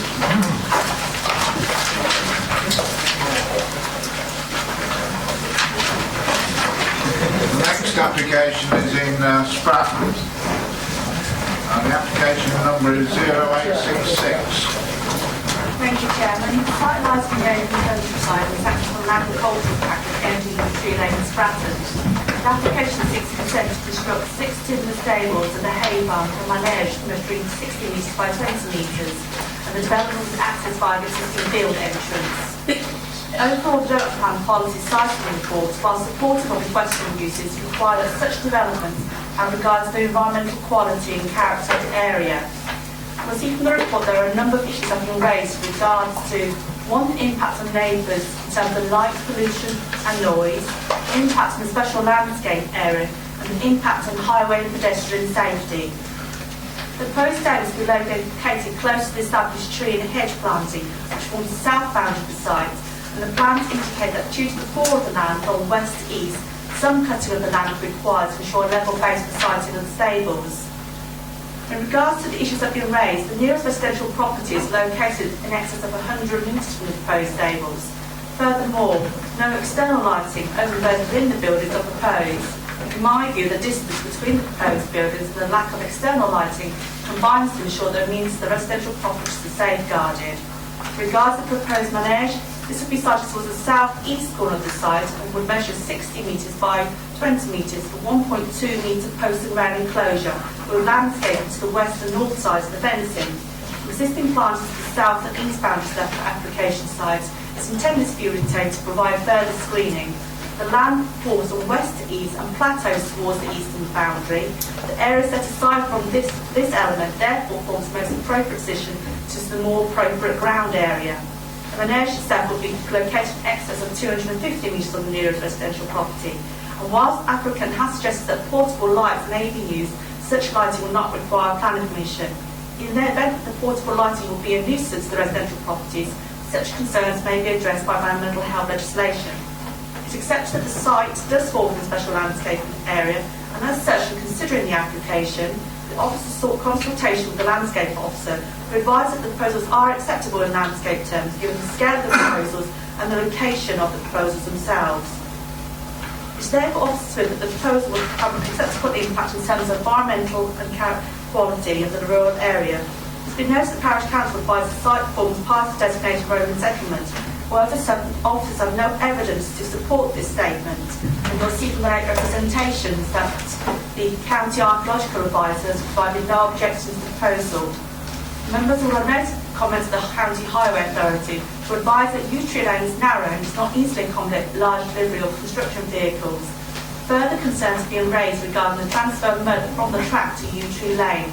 However, it's equally important to consider the current permitted use of the site as part of an agricultural unit. We use the track by large agricultural vehicles on an unrestricted basis. The current use has also operated for a significant number of years without compromise to highway pedestrian safety, and no evidence has been provided to demonstrate the contrary. Because the proposal would initially lead to some rise in traffic movements by large vehicles during the construction period. However, such large vehicle movements would significantly reduce once the proposal was operational. It's therefore considered the proposal would have an acceptable impact on the highway. However, in regards to these circumstances, officers consider the proposal would be acceptable and advise that the application be approved. Thank you, Chairman. Thank you, Chairman. Two speakers. Mr. Wayne is against the application. Thank you, Chairman. I'm not going to be the second agent, by the way. Nigel Losey really on, do you remember? All right. It was a long time ago, Chairman. Yeah, good sense of humour. Yes, I actually to Mrs. Mallender and other local objectors to the application who are next to me and behind me on the back row, who are very concerned about this proposal. As you're aware, the start point for any application is whether it complies with the policies of the development plan. The policy EN1 sets out the special environmental qualities of certain areas of landscape, the land within which this application is located. Policy EN39 presumes in favour of stables and riding schools, provided they're outside special landscape areas. This contravenes this policy. Policy GN2 requires that applications should not adversely affect a special landscape area, and also that a development should have a satisfactory means of access. The highway guidance is the access is not satisfactory, and this contravenes this policy. There's also supplementary planning guidance from this authority, which presumes against stables in special landscape areas and must be given weight. The reason for these presumptions against such a form of development is to ensure the integrity of the special landscape character and not undermine it by a series of unsuitable developments. That's paragraph 399 of your local plan. Chairman, that's a strong policy presumption against this development. Let's look at the application. The applicant lives in Brixworth, is losing the present field due to housing development, not a planning matter. The field isn't owned by the applicant, and neither is the access, so the application is purely speculative. Is it therefore sustainable by reference to the key issues of the NPPF? Well, there's no economic benefit to travel to it by car. No social benefit for the area, as it would be a private use of land or buildings. No environmental benefit, as it was impact on the special landscape area for exactly the reasons set out in the local plan. Splitting the stables from the menage will create two areas of visual impact in the landscape. An even greater reliance on the track for access to the two parts, and the loss of potential ancient headways to form the second access. The application is not sustainable and contrary to the NPPF. The applicant accepts the area will be floodlit and even notes the lighting of the menage will be portable and not require permission. Very interesting. The access is referred to by highways as a simple mud track, not hard surfaced, difficult to traverse, particularly in the winter. The applicants don't own it and therefore can't improve it. In fact, there may be no legal right for them to use the track at all for non-agricultural purposes. To equate the use of a grass field as agricultural use with the more intensive use for keeping horses is simply not accepted. Chairman, the Council has previously, on other sites within special landscape areas, refused permission for stables by reference to local plan policy EN1, EN39, GN2. My clients agree with the Parish Council that this development, if permitted, will undermine all of the above policies, and that there are no material considerations which outweigh these policies. We therefore respectfully request that you refuse this application by reference to policies EN1, EN39 and GN2. But if you're undecided, then we suggest you do a site visit. Thank you, Chairman. Thank you, Mr. Ryan. Ms. Beatty, then. Good evening. So I am the proponent, and this is my friend Natalie, and this, I just want to state, is for private recreational use. We have 6 horses between us. We have 2 old horses, 2 young horses, and 2 middle-aged horses. So they don't all get ridden. For us, this is a once-in-a-lifetime opportunity to have somewhere to put our horses. We've tried, where possible, to be as considerate as possible. So, for example, our stables are timber, they're into the hedgerow. I'd like to point out that actually you can put up mobile stables without planning permission, but actually we tried really hard to try to take into consideration of everyone so that they could have a say about where these stables would go. It's quite true that I don't yet own the land. Mr. Lee, the farmer, is here. Mr. Lee uses that track all year round with his agricultural vehicle. Mr. Holt, the other farmer that uses the track with his combine and to do his field. So I don't think, although the track is muddy, it's a major issue. Furthermore, Natalie lives in the village in, what street is it? My parents live in it. What's it called? School Road. School Road. And so if we couldn't access it for any reason, we can park at Natalie's parents' house and walk to the horses. Horses would be more than able to get over the track at any time, so I don't think it's a major issue. Obviously, there is this concern that it's in a special area, and I've been looking at the Village Stratton Design Plan, and they've got sort of special views. Unfortunately, our proposed site isn't in a special view area according to this Stratton Plan. The reason that we've separated the menage and the stables is under officer advice, and that's because it was originally with the stables, and we recommend that we withdrew the proposal because actually the land at the bottom is flat and would require very little cut and fill, which you can see indeed. In terms of adding value, we've thought about this long and hard because actually my mum was a member of Green Space, which is a long rugby thing all about the environment, and actually I'm quite interested in the environment. So around the menage we've proposed a hedgerow, which is very important for a number of species, including spiders and some special butterflies that only live in hedgerows. Also, we are going to seek information from Maureen Basford, who's particularly interested in birds, and we would like to propose that we would put an owl box on the stables, because obviously barns and things are being knocked down or turned into housing, and those owls and birds aren't having somewhere to live. In addition, the stables would naturally provide somewhere for bats to live, and bats again are a declining species because of building and that sort of thing. So I'd like to hope that we are considering the biodiversity of the area and would not have a negative impact. Regarding supporting rural economy, obviously we would need straw delivered once a year when it comes off the fields to support the farmers. I'll wrap up there because I could probably go on all night. Thank you. Thank you very much. Right, members. Local member is outside, so comments, please. I'm sure you'd like to make some. Councillor Chandler. Thank you, Chairman, in the absence of any other comments. It's an interesting application, and I'm pleased to hear from the applicant some of the reasoning, and I'm pleased to note that there has been interaction with our officer staff here, and that they have listened to their advice and changed their proposal accordingly. I see no serious planning reason why this shouldn't go ahead, and just to start the ball rolling, as it were, I would propose that we accept officers' advice and approve the application. Thank you, Councillor Chandler. Do you have a second? Councillor Evans, would you like to speak? Not at the moment. We're going to have wait and see. Reserve your right now. Councillor Evans.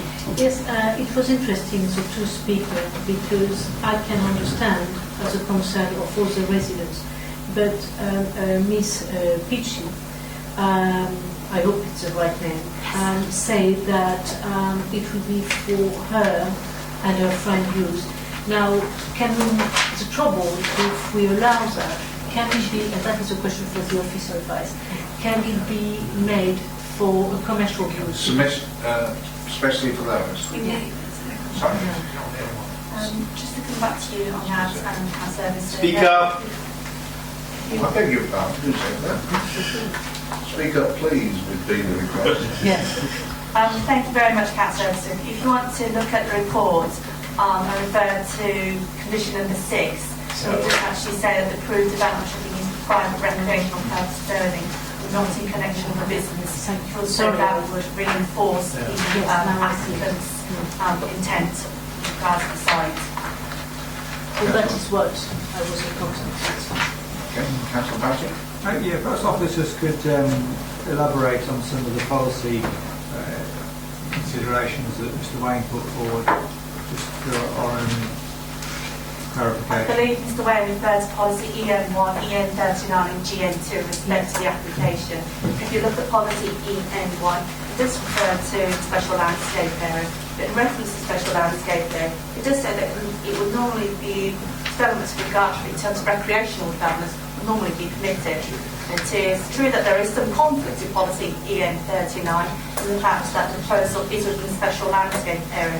However, you also have the comments of your district landscape officer before you tonight. And those comments state that he has no objections. It is not that the proposal would undermine the designation, and the proposal would be acceptable in landscape terms. In terms of policy in GN2, the officer's report has referred to the satisfactory means of access and has argued that whilst yes, that the highways officer just raised some concerns, that the existing permitted use of that access also needs to take into consideration. The existing permitted use is for agricultural vehicles as agricultural track. So what members need to take into consideration is how different in terms of the nature of the traffic would be in terms of large agricultural vehicles, combine harvesters, tractors that would be accessed along the track comparative to horse boxes, etc.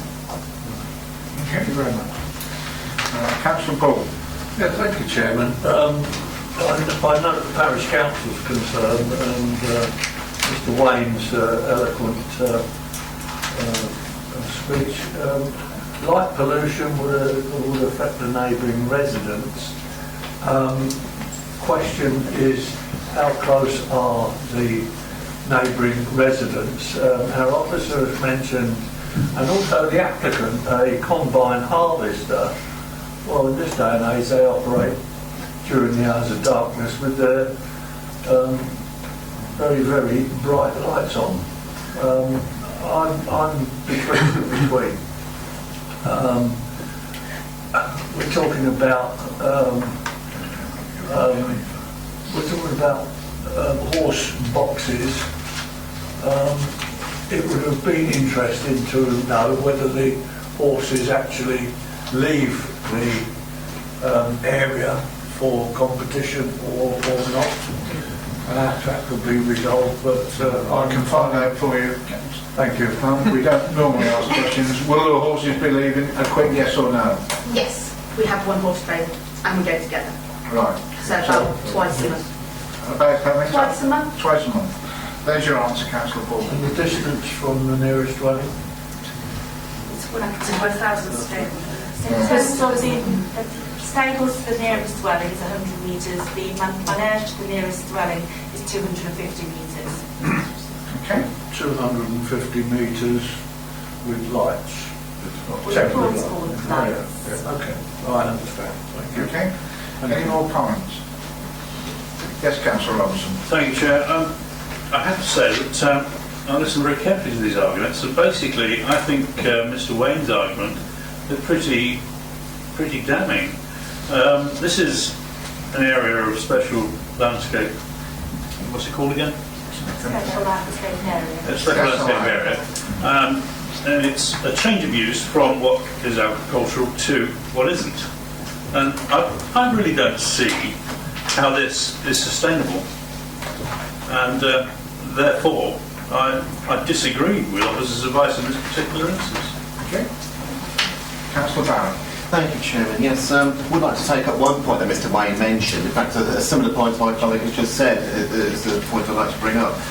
We have got locally safe policies, and some of them, if you like, generalist policies, according and applying to lots of different situations. Now, EN39 is specific. It is specific to stables and riding schools. Not general, it's a very, very pointed policy. And EN99B says the permission will be provided they're outside the special landscape area. Now, we have jealously guarded our local policies for many, many years against attack and dilution. I'm just wondering, colleagues, why we should suddenly not continue to do that and maintain this policy. And I'd be very much against this, as I understand. Thank you, Councillor Barr. I do appreciate your concern about the loss of the special landscape area.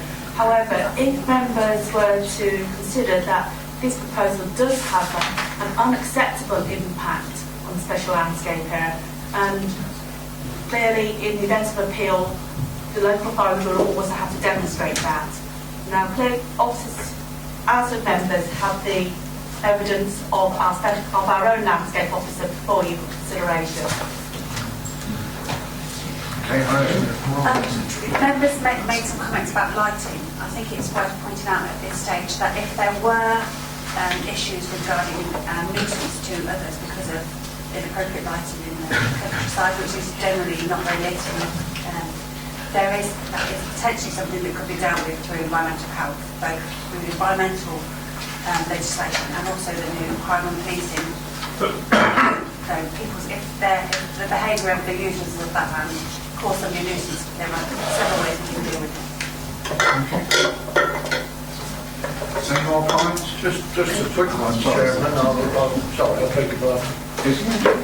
No, if it's quick and kind, you do it. Well, quick, I would assume that the applicant is not getting the ground, etc. for nothing. The farmer is going to make 1 or 2 shekels out of it, and I would suggest that we're supporting the rural economy by approving.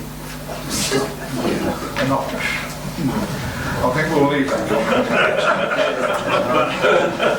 I think members forget whilst it may be so, not consideration, I don't think. Councillor Ed, you'd like to come back on your second? Yes, Chairman. Yes, I do agree with officers on this. They're horses that are going to be in a field. That's countryside. Okay, they're going to have a stable. Well, there's a lot of horses that are kept in different fields by farmers, and they have a stable there for them to go in. There's going to be a menage. That's not going to stand out so that you can see it for miles. And if it came to it and this use of this land was finished, that could soon be put back to dirt. It's not like bricks and mortar and everything else. The lighting is only going to be inside the stables with very low wattage from what I can make out, because I've taken things off the website. And the lights that they will use in the menage when they have to use them don't need a planning application. They've got 2 old horses here as well. Now, they're not going to get rid of them, they're going to keep them and give them a good life until they die. The others they're taking out to go into competitions, but I can't see this making an awful lot of difference to the countryside. And even if it is a special landscape, and I do worry about them, they're not going to spoil it. Nobody's near them. I still like to, I've seconded it and I stand by that from what I've heard since. Thank you, Councillor Evans. I think that's everybody. Councillor at the back. Councillor Smith. Just back to this EN39 situation. Some of my colleagues are talking about it's not a significant impact because it's only 6 horses, but then I think this is a big impact, and we have policy here, and those horses could go elsewhere. This is clearly against policy. It clearly hasn't got a great deal of support from what we've heard earlier. I thought we should go against officers' advice in this instance. Thank you, Councillor. Well, if everybody has spoken, we have a proposal the application be approved, which has been seconded. All those in favour, please show. Those against? Right. Now, you've got to now give a reason why the application should be refused. I think Mr. Wayne's outlined that for us already. No, well, Mr. Wayne's not here to outline it for us. The numbers. Members are. So against EN39. Yeah, that's one of them. EN32 or EN1? Members, can I just provide some advice here? If members are minded to refuse the application, then any refusal, the reason for refusal needs to be precise. So I think you need to look at very carefully the policies which you've recited to me tonight. And I think in particular what's coming forward is policy EN39. And if members feel that is the situation in terms of that's primarily their primary concern is the impact in special landscape areas, and that's a policy that should be referred to if that is members' primary concern.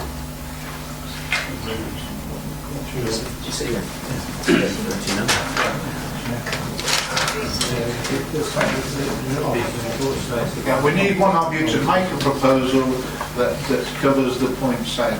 Just doesn't say the number, but specifically says what within that particular policy that you're not happy with.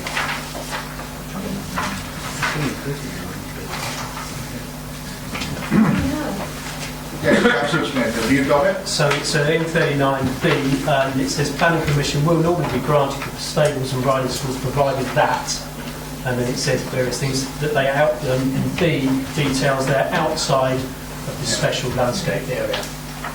So you're talking about that one and the outside the special landscape part of it. That's what you're referring to. Are you happy with that, Chad?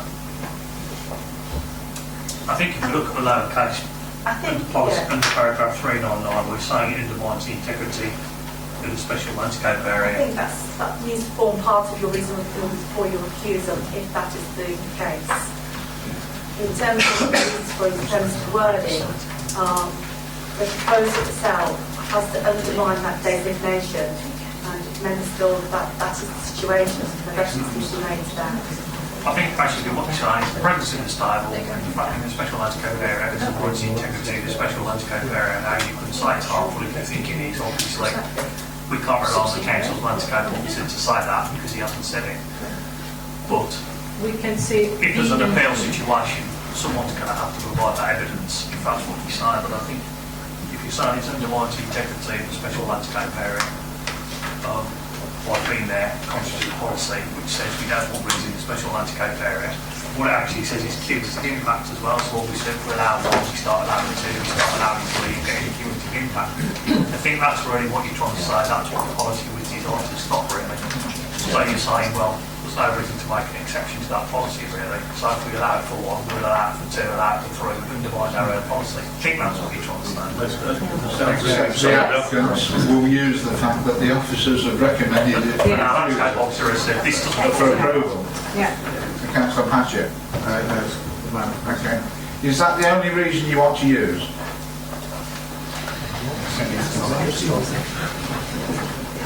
Yeah, you basically seem to be saying why we're that is you've got a policy against it, so you're saying it undermines the integrity of the weakens the policy because obviously it's a weakness of the policy, yeah. That seems to be the gist of it. So, are you making that proposal, Councillor Smith? I am.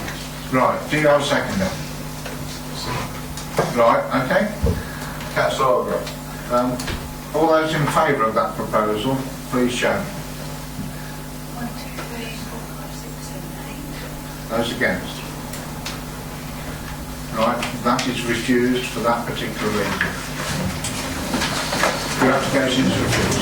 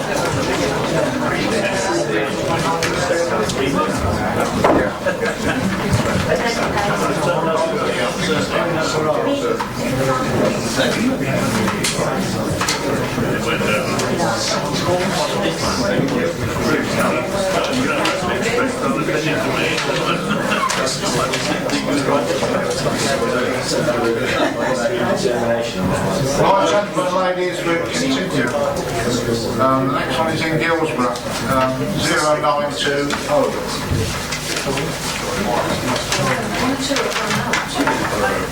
Can we have a break a minute, Chairman?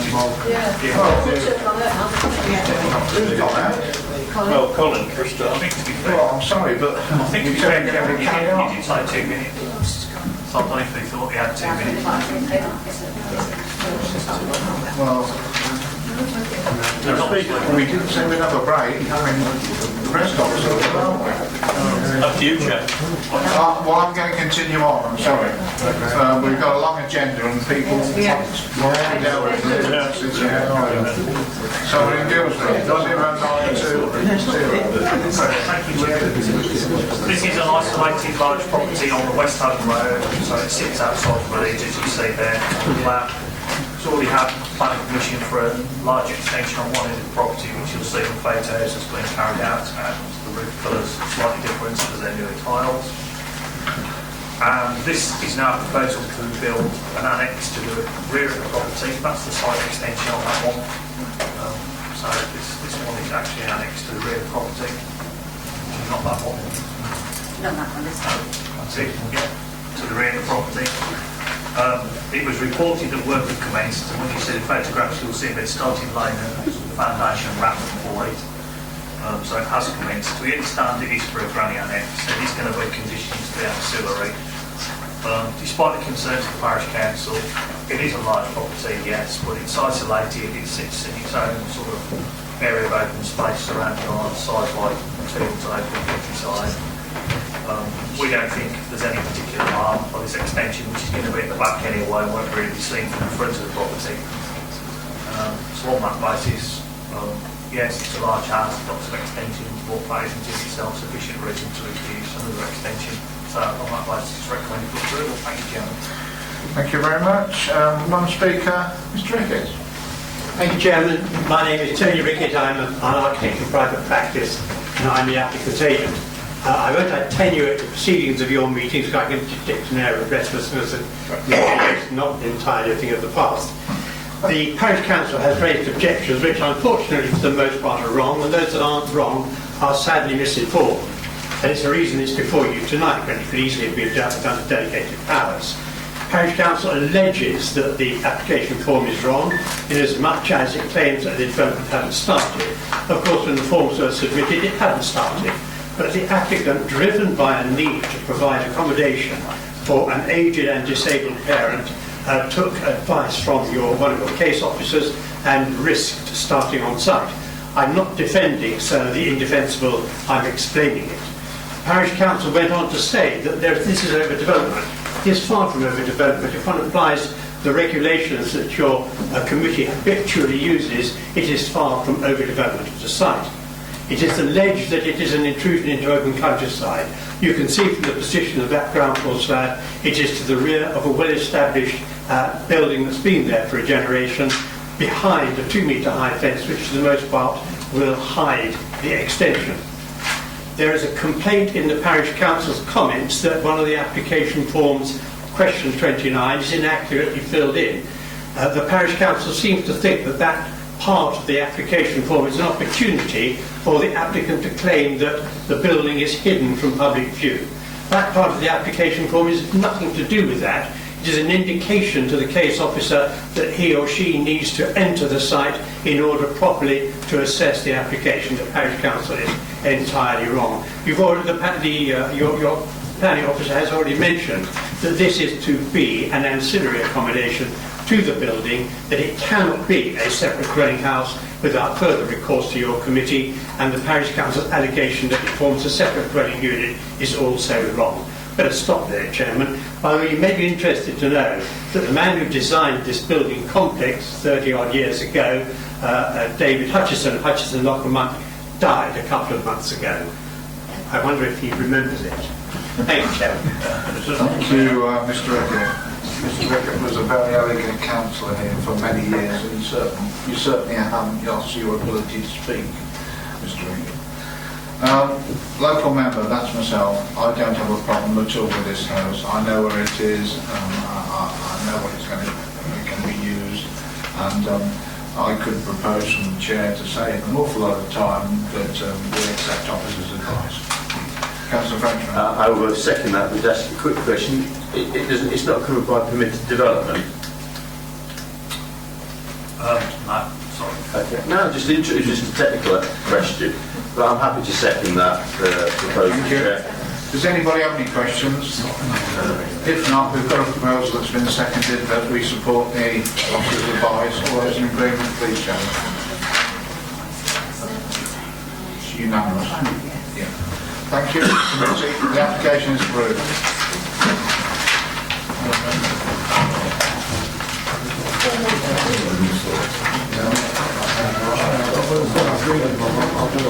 Next application is 0934 in Abbey North.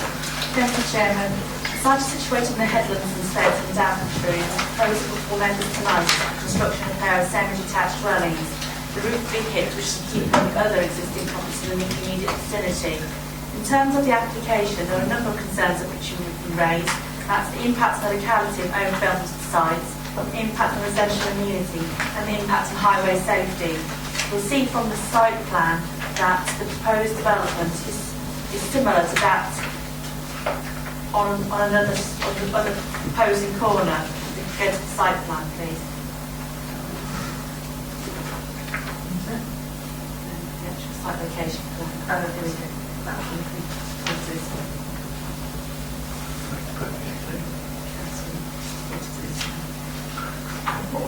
Yeah, it disappears. In terms of the proposal itself, in terms of the massing and scale of the proposal, you'll see from the report that that previous application was refused. However, that was for a much larger dwelling, and the proposal has now been significantly reduced to only accommodate 2 dwellings rather than 3 proposed in the previous application. In terms of overlooking of the property to the dwelling to the south, which is number 39 Heathens Road, there are no windows which are on the upper floor levels which overlook the property. 2 windows which are on the rear of the property of plots A and B would only serve stairwells and bathrooms. So no loss of privacy would result to that existing dwelling. You'll also see from the proposal that no objections have been raised from the County Highway Authority as a result of the reduction of the number of units from 3 to 2. Overall, it's considered the revised application overcomes the previous reasons for refusal, and the application should therefore be approved. Thank you, Chairman. Thank you, Chairman. 3 speakers. Mrs. Witherington is against it. Hello, I'm Heather Witherington. I'm speaking tonight in opposition on behalf of my parents who live in Queen's Road. 3 specific points that are considered. One is about the road access and the parking. Whilst the Highways Agency raised no objection, and parking is cited on the development for the occupants, it doesn't appear to have sufficient concern assessed about visitors and the multiple cars. The road itself is already an access route to the shops and to a Tony Smith house, which is supported living for vulnerable adults in the community. It's very often used by emergency vehicles and by delivery trucks. As you can see from the pictures, the verges, similar to the case earlier in the Grange actually, the verges are used, they are mounted by some of the delivery trucks already. If there is any additional parking on the edges and on the corners there, we just anticipate that to be a health and safety issue. Also, it was reported in the Daventry Weekly Express that the emergency vehicles, and Councillor Chris Lang was part of that in looking at that particular case, emergency vehicles were unable to access the road further down where there is a development on that edge. Second point is there was a refusal of a similar site, an application for Humans Road, Willoughby Close, in July of this year, last year, due to the impact on the street scene. And there's a fear of setting a precedent for these other corner plots if you approve one area when you've already gone against that area previously.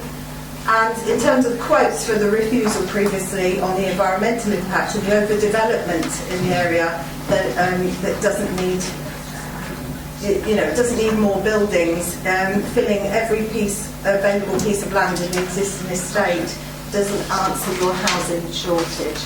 So, it is a question of safety and of overdevelopment, and what would you gain from that? Thank you.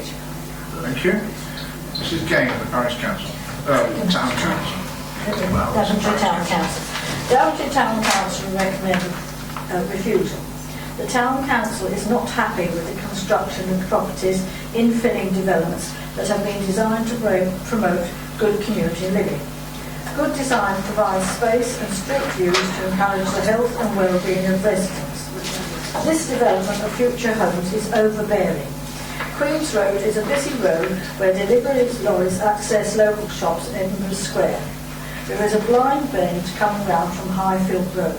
The traffic is continuous and cars are parked along the street at all times. The reference to planning permission being granted for building on a former garage site, a building on the site that was for former buildings. This is not. The Town Council deems this proposal to be detrimental to the landscaping of the area and will undoubtedly generate further parking issues in an already congested area. I know we seem to go on about parking, but these houses were built before cars were introduced, very much so. There are no sort of lay-bys, there are very few garages or parking spaces. Thank you very much for listening to me.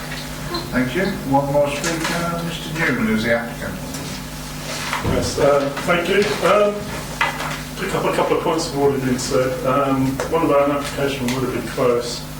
That was entirely different because it was forward of the building line on Willoughby Close. This is actually behind the building line on Humans Road and Queen's Road. The other point was the street parking. Just as we look at Street View, there's no cars parked on Queen's Road at all. Just as we saw. Right. I've submitted a couple of plans and pictures. The first of all is a plot that shows how open each of the corners are on the estate and the roads around the area there. This shows that the corner where the plot is actually as open, or more, is actually more open than the other corners of the other roads.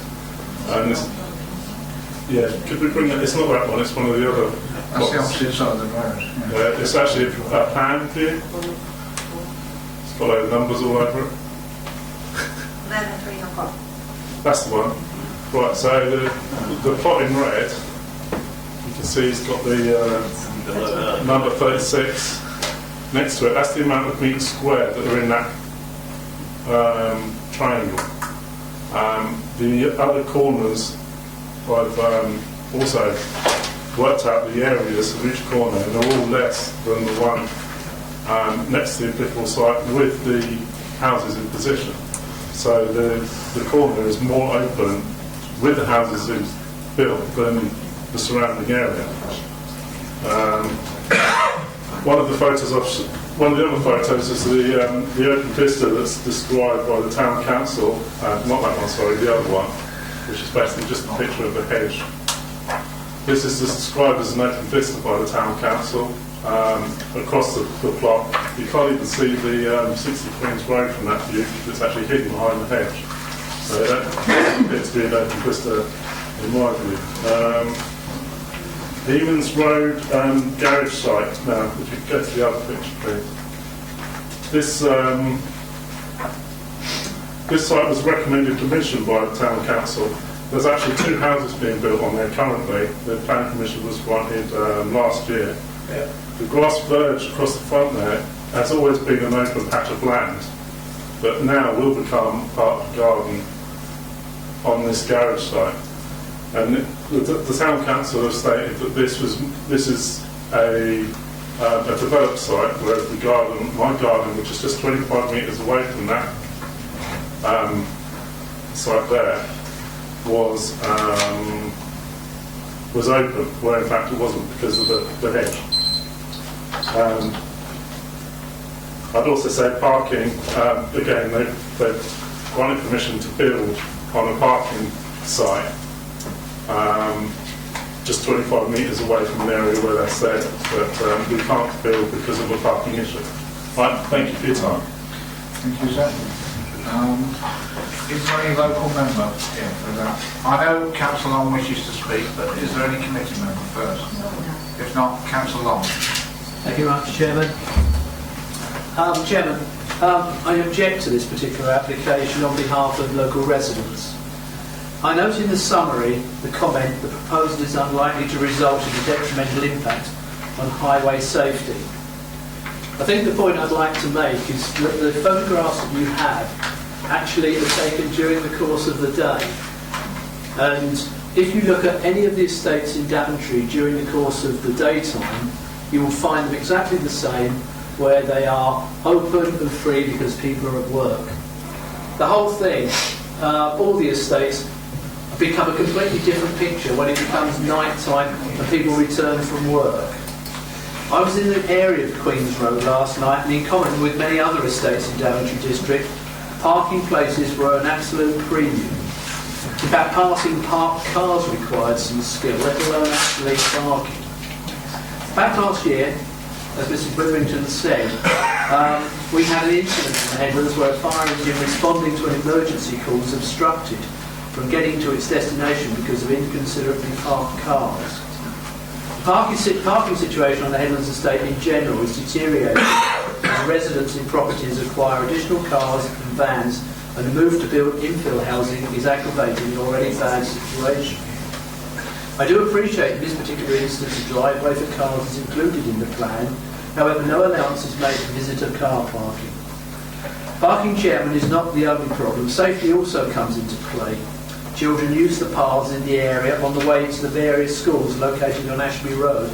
And if you actually take a look at some of the photographs that you've been showing, and you look at the grass verges, and you look at the and the churned up area, you'll see the number of times that actually cars are parking on those areas to actually ensure there's no damage to them when they're parked. On the way to, children use the paths in the area on the way to the various schools located on Ashby Road. This requires them crossing roads, often between parked cars.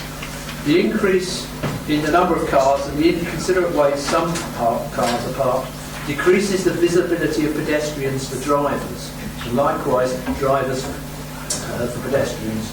It is with these issues in mind, Chairman, that I submit my objections on behalf of the residents.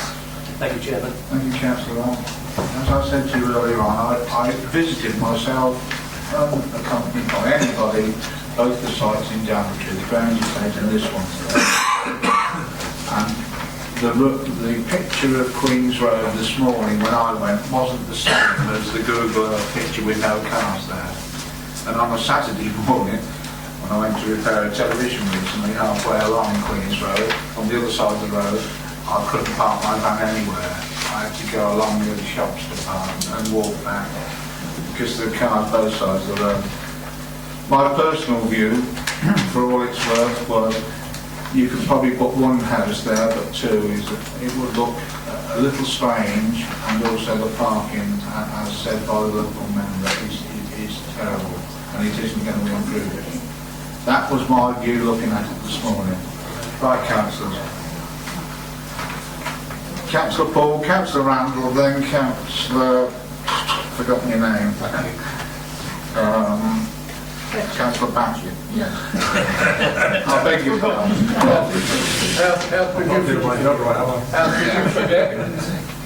However, I'll pick up on the local members' views and to some extent have empathy. However, Headlands estate in Daventry has far less density than the Timkins and the Lang Farms and the Whitmore in this world. However, that's no excuse.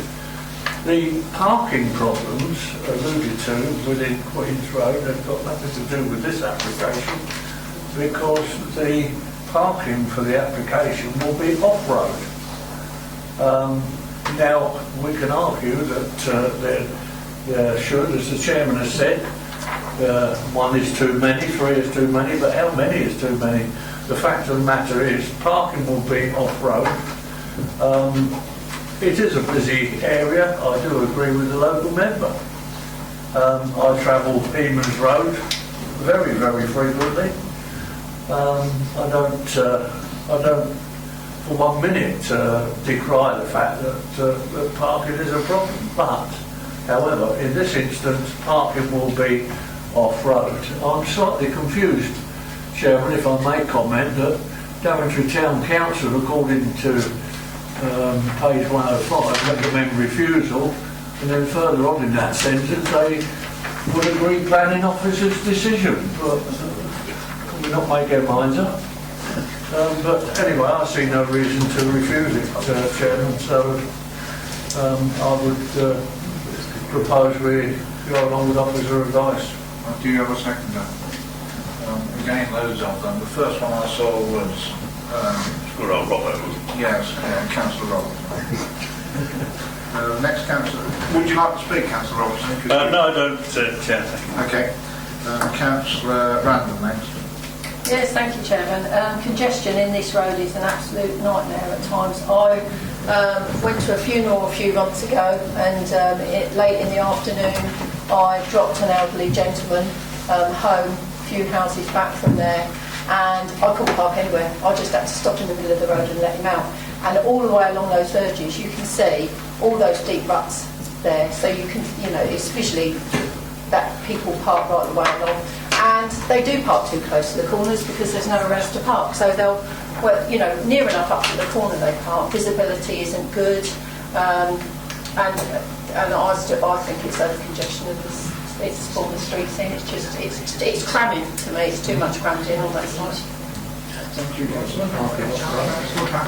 Well, thank you, Chairman. I think the two small houses fits nicely in with the with that plot there, and we have quite a lot of Woodford and Byfield and Dalston in particular. There's lots of these little infill sites which provides good housing for young families. So, all for it, Chairman. Thank you, Councillor Walker. Yeah, I would agree with that. And I think that the fact that there is off-road parking, and for me, looking at this application, and certainly the presentation, it just seems to fit. And where sometimes it doesn't aesthetically fit, it seems to be good use of that land. Most importantly, it's going to be some housing for people in that area, so I would support it. Councillor French. I have to take an opposite view to that, because of the off-road parking, it actually reduces the amount of road or verge that other people can park on. So actually it does exacerbate the parking problem, which is bad already, and because there's now less road to park on, it gets worse. So I actually couldn't support this application on those grounds. Actually, I agree. I agree with the councillor. Please go there Saturday morning to try and park at somebody's side of somebody's house. You want to do it. Anyway, we have a proposal. I haven't done, Councillor. Yeah, I do. I don't want to say much. Just to say that I didn't agree when it was the three houses. I do agree now when it's for two. I think it will sit in there well. They've got off-road parking, which actually will make that corner better, because nobody will be able to park on Where that does road. people did park, they're going to park. It pushes the problem They somewhere couldn't be else. parking outside their house then, could they? So if people have got off-road parking, they're going to need to get their house, so people can't park there. So that makes that corner safer. I think they sit in there well. Thank you, Councillor. We have a proposal the application be approved, which has been seconded. Those in favour, please show. 1, 2, 3, 4, 5, 6, 7, 8. Those against? 1, 2, 3, 4. Okay, the application is approved.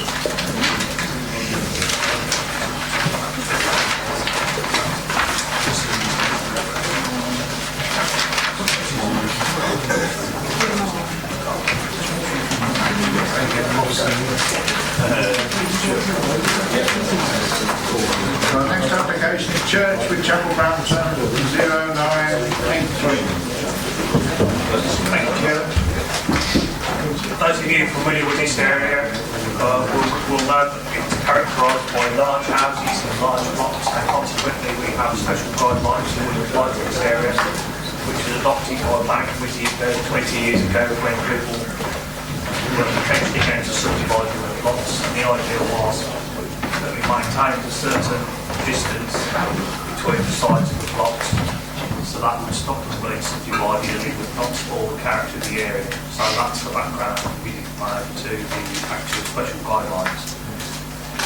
Having said all that, the Parish Council objects because it's infringes the guideline, but it doesn't go any further to the side than the existing side wall of the garage. It's basically to build a small front extension on the garage. So it isn't going to project any further to the side than the building that's already there. So in that sense, we don't feel there is any infringement to the guidelines because what's there is there. And if they meant it's going to come further forward and be in a line less than 5 metres from the front of the plot, as I've argued many times in front of longer serving members, we never have that, even though the Parish Council won't accept it. A rule that says you must have the houses in any buildings 5 metres back from the front.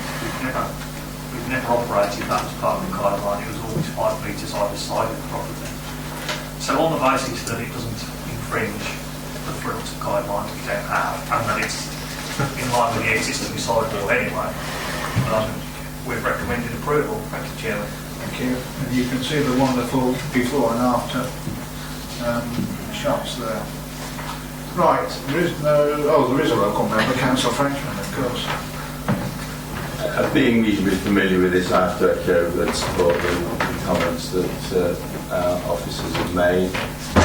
My only comment is that it says to ensure this degree of impact does not increase as an appropriately worded condition. Is that condition 3?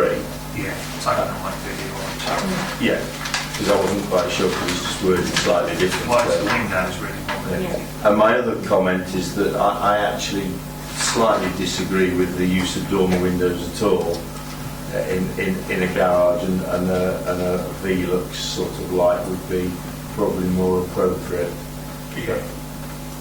The only thing that I had a reservation about was putting a gable roof on a house that's otherwise hipped. But obviously the idea is to create more room in the roof space, so I kind of let it go on that basis because I thought, well, obviously if you put a hip roof on, you're not creating any floor space in the roof then, compared to what you have if you have a gable end on there. That was my only reservation because as you see from the photos, the rest of the house is all lit. But I don't think it's that bad. When you see it in its context, it actually sits kind of back and down from Coughlin. Yeah, it's not right in your face. I can't see any reasons, planning reasons, to really refuse it. And my only comment would be that at some stage it will probably be turned into a bedroom of some sort, possibly a granny annex or whatever. But definitely not a separate dwelling. And definitely not a separate. But I would wait and hear what other members have to say. So you're not making a proposal? No. Somebody else will. Yes, that's right. I propose that we go with a third light. My thing was is condition good enough to satisfy privacy. And so you're proposing that we... Yeah. Okay, thank you. Do you have a second? Councillor Patchett and Councillor Patchett to speak next as well. No, I've nothing to add, Chairman. Okay. Anybody have anything else to add? Yes, Councillor Paul, quickly.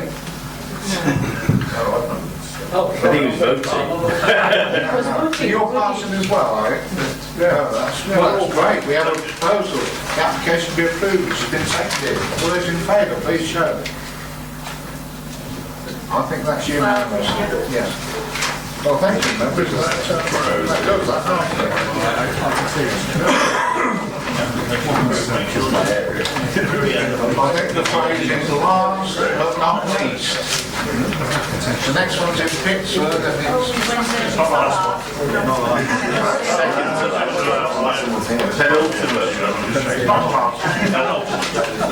Sorry, it's not last. There is another one. Can get something like that. So, 103. Thank you, some members will recall that this is played before you before, recommended for approval before members, and you'll see why. You'll see the photos and it happens to be on the site visit. You'll see why members decided they wanted to have the site visit. It is quite difficult.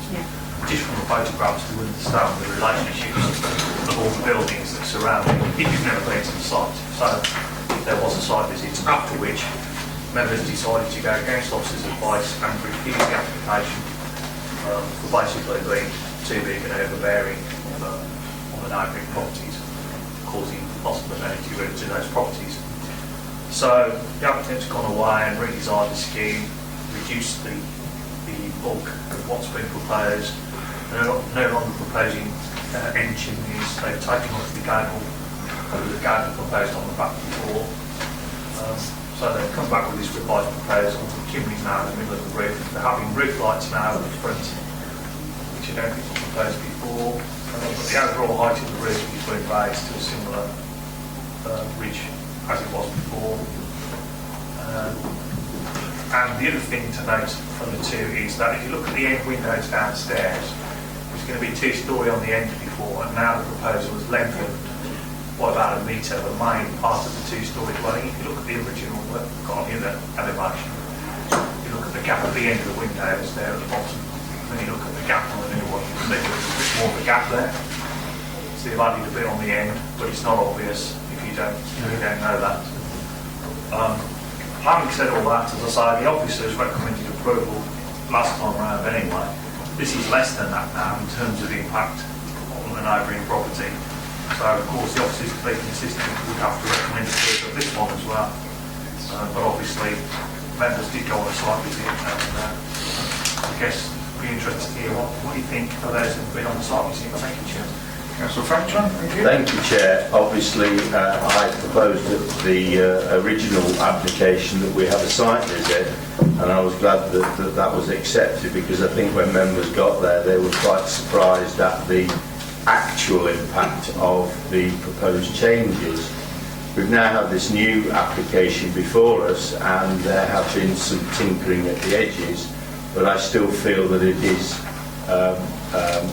subject to the same remarks or reasons for refusal as the original application, and I would therefore like to propose that we refuse this application for exactly the same grounds as previously. Do you have a second?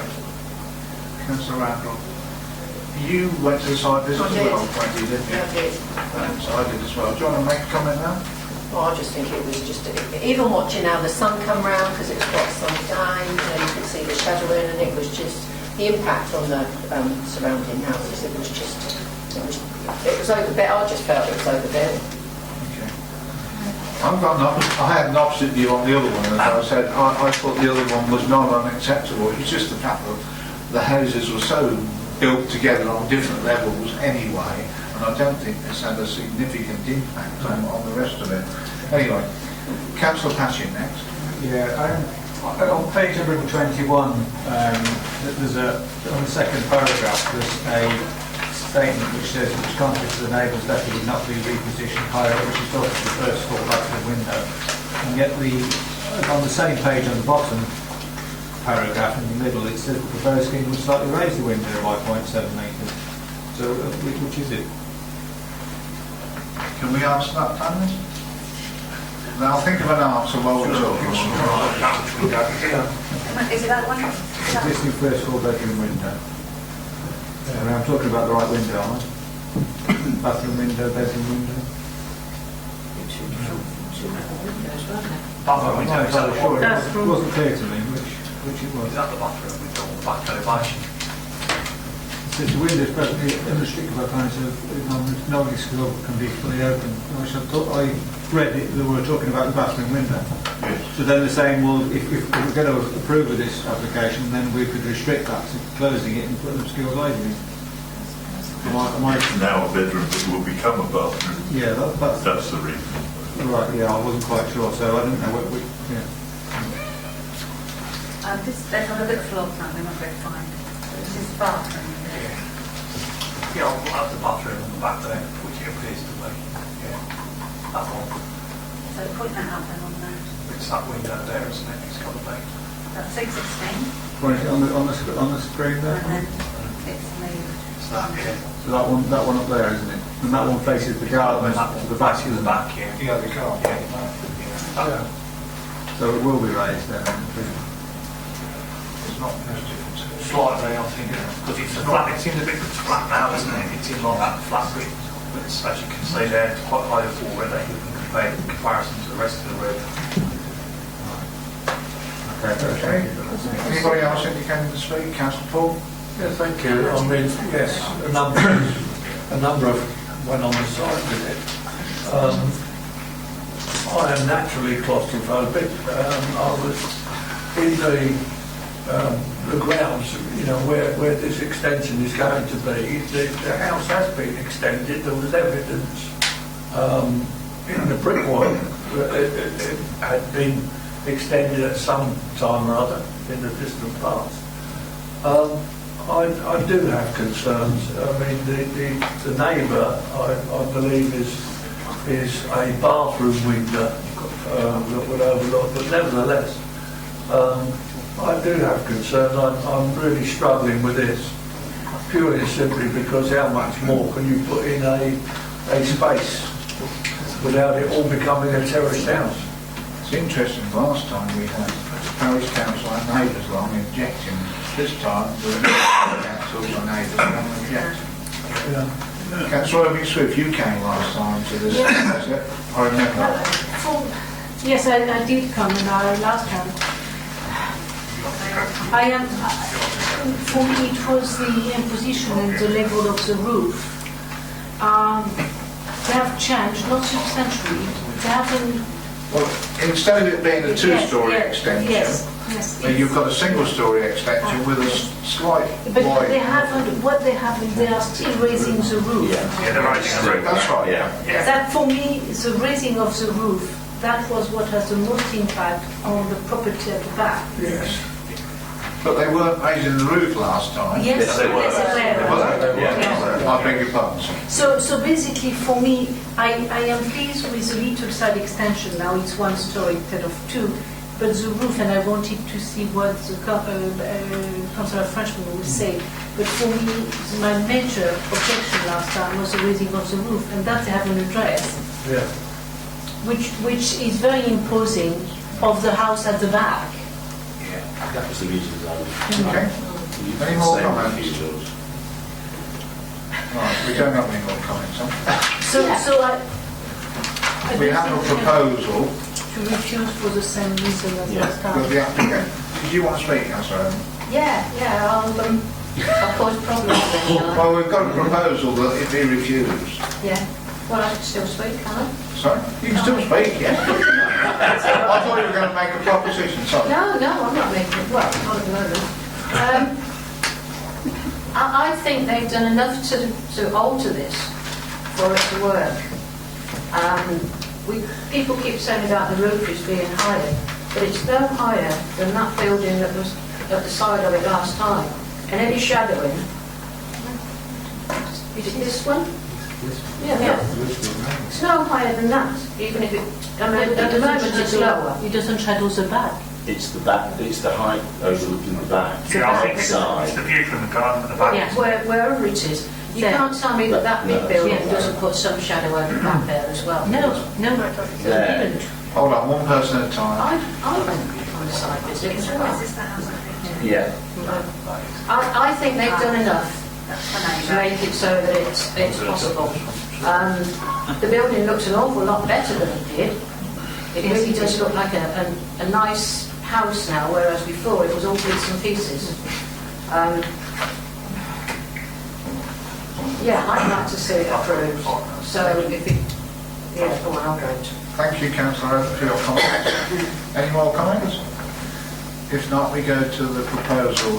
The proposal is it be refused for the same reasons as last time, which have been seconded. All those in agreement, please show. 1, 2, 3, 4, 5, 6, 7, 8. Those against? Right, the application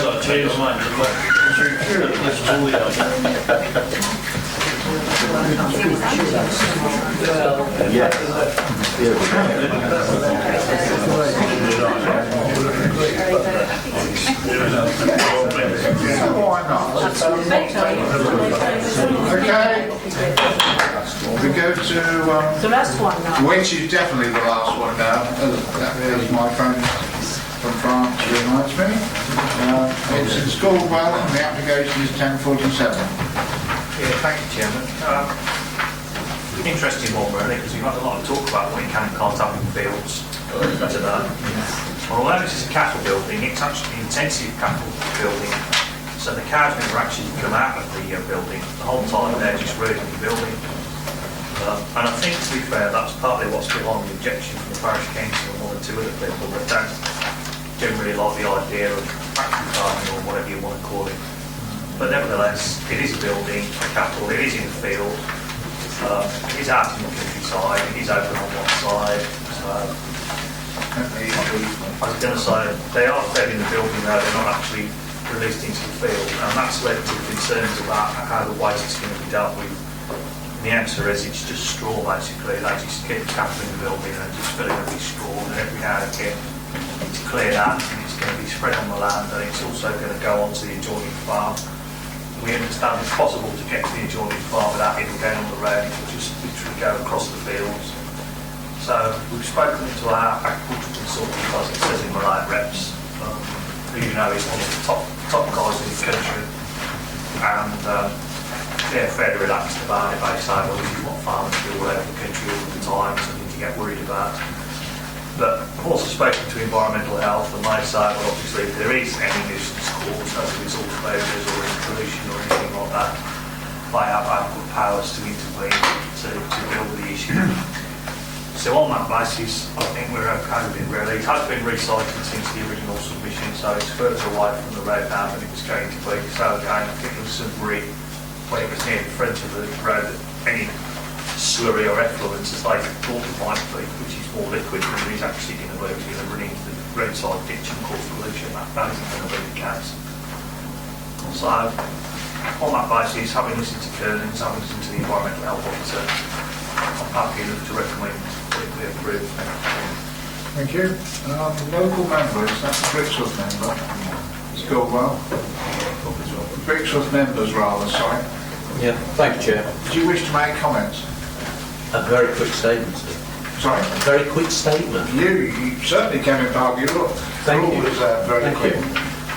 With reference to the parish council's objections in the first instance, the application did not give full details how the enterprise would be operating. From further information received, these objections have been addressed to my satisfaction. And whilst I do not like the rearing of cattle in a barn, this is not a planning matter, and therefore I would support the case officer's recommendation to approve. Thank you. Do you have a second? That's a proposal, presumably. It is indeed. Yes. Do you have a second? Hands Gould, take whichever one you want. I have a question, Jim. Councillor Barrett, so you're talking next as well. Thank you. Thank you, Chairman. Yes, I would support this, and very, very briefly I would say that the initial plans did concern me, and I think also it did concern the parish council that's at Scoldwell, but the revised location and details have satisfied the district council's own consultant. I think the planning grounds, I won't go into them in detail, but you mentioned paragraph 28 NPPF supports this sort of development, but even joint core policy R2 addresses the desirability of this sort of agricultural building. It will bring possibly employment into the area, which is needed, and so a certain amount of diversity in the farming. Same policy, EN38 again, relates specifically to agricultural developments. And with the changes that have been brought in as well, I would certainly add my support to this and second it. Thank you, Councillor. Yes, Councillor Robertson. Just a simple question, Chair. As a matter of member development, can somebody tell me why this requires a planning permission?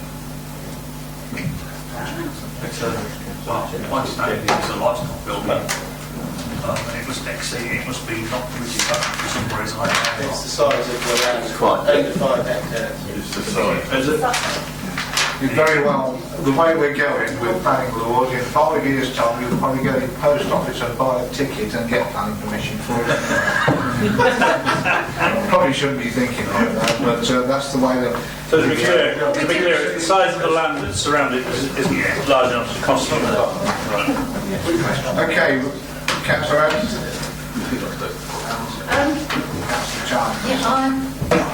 I am in favour of, I'm in favour of it in a way, but I don't like the idea of Cather being in all the time. But there's one question that the parish council asked, and I can't find an answer for it. And it says, will electricity and water be supplied to the site? Late rest, Chairman. Have I missed one? It's on late rest, Chairman. Councillor Sharper. Okay. Yes, thank you, Chairman. I simply wanted to add my support to this application, again, because of my background. I do understand how these things work. These are not vast, vicious beasties we're talking about. They're small cattle slaughter and full finishing, and it's a perfectly healthy environment for them. And I think it's a well-presented proposal. I think the applicant has satisfactorily addressed all of the comments from others, and I'm fully in support of it. You eat beef as well? Yes. Right, we have a proposal of the application be approved, which has been seconded. All those in favour, please show.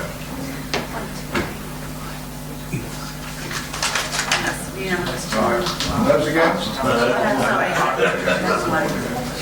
Okay, the application is approved. That concludes the planning committee meeting, and can I thank you members for being quick and positive on your comments tonight.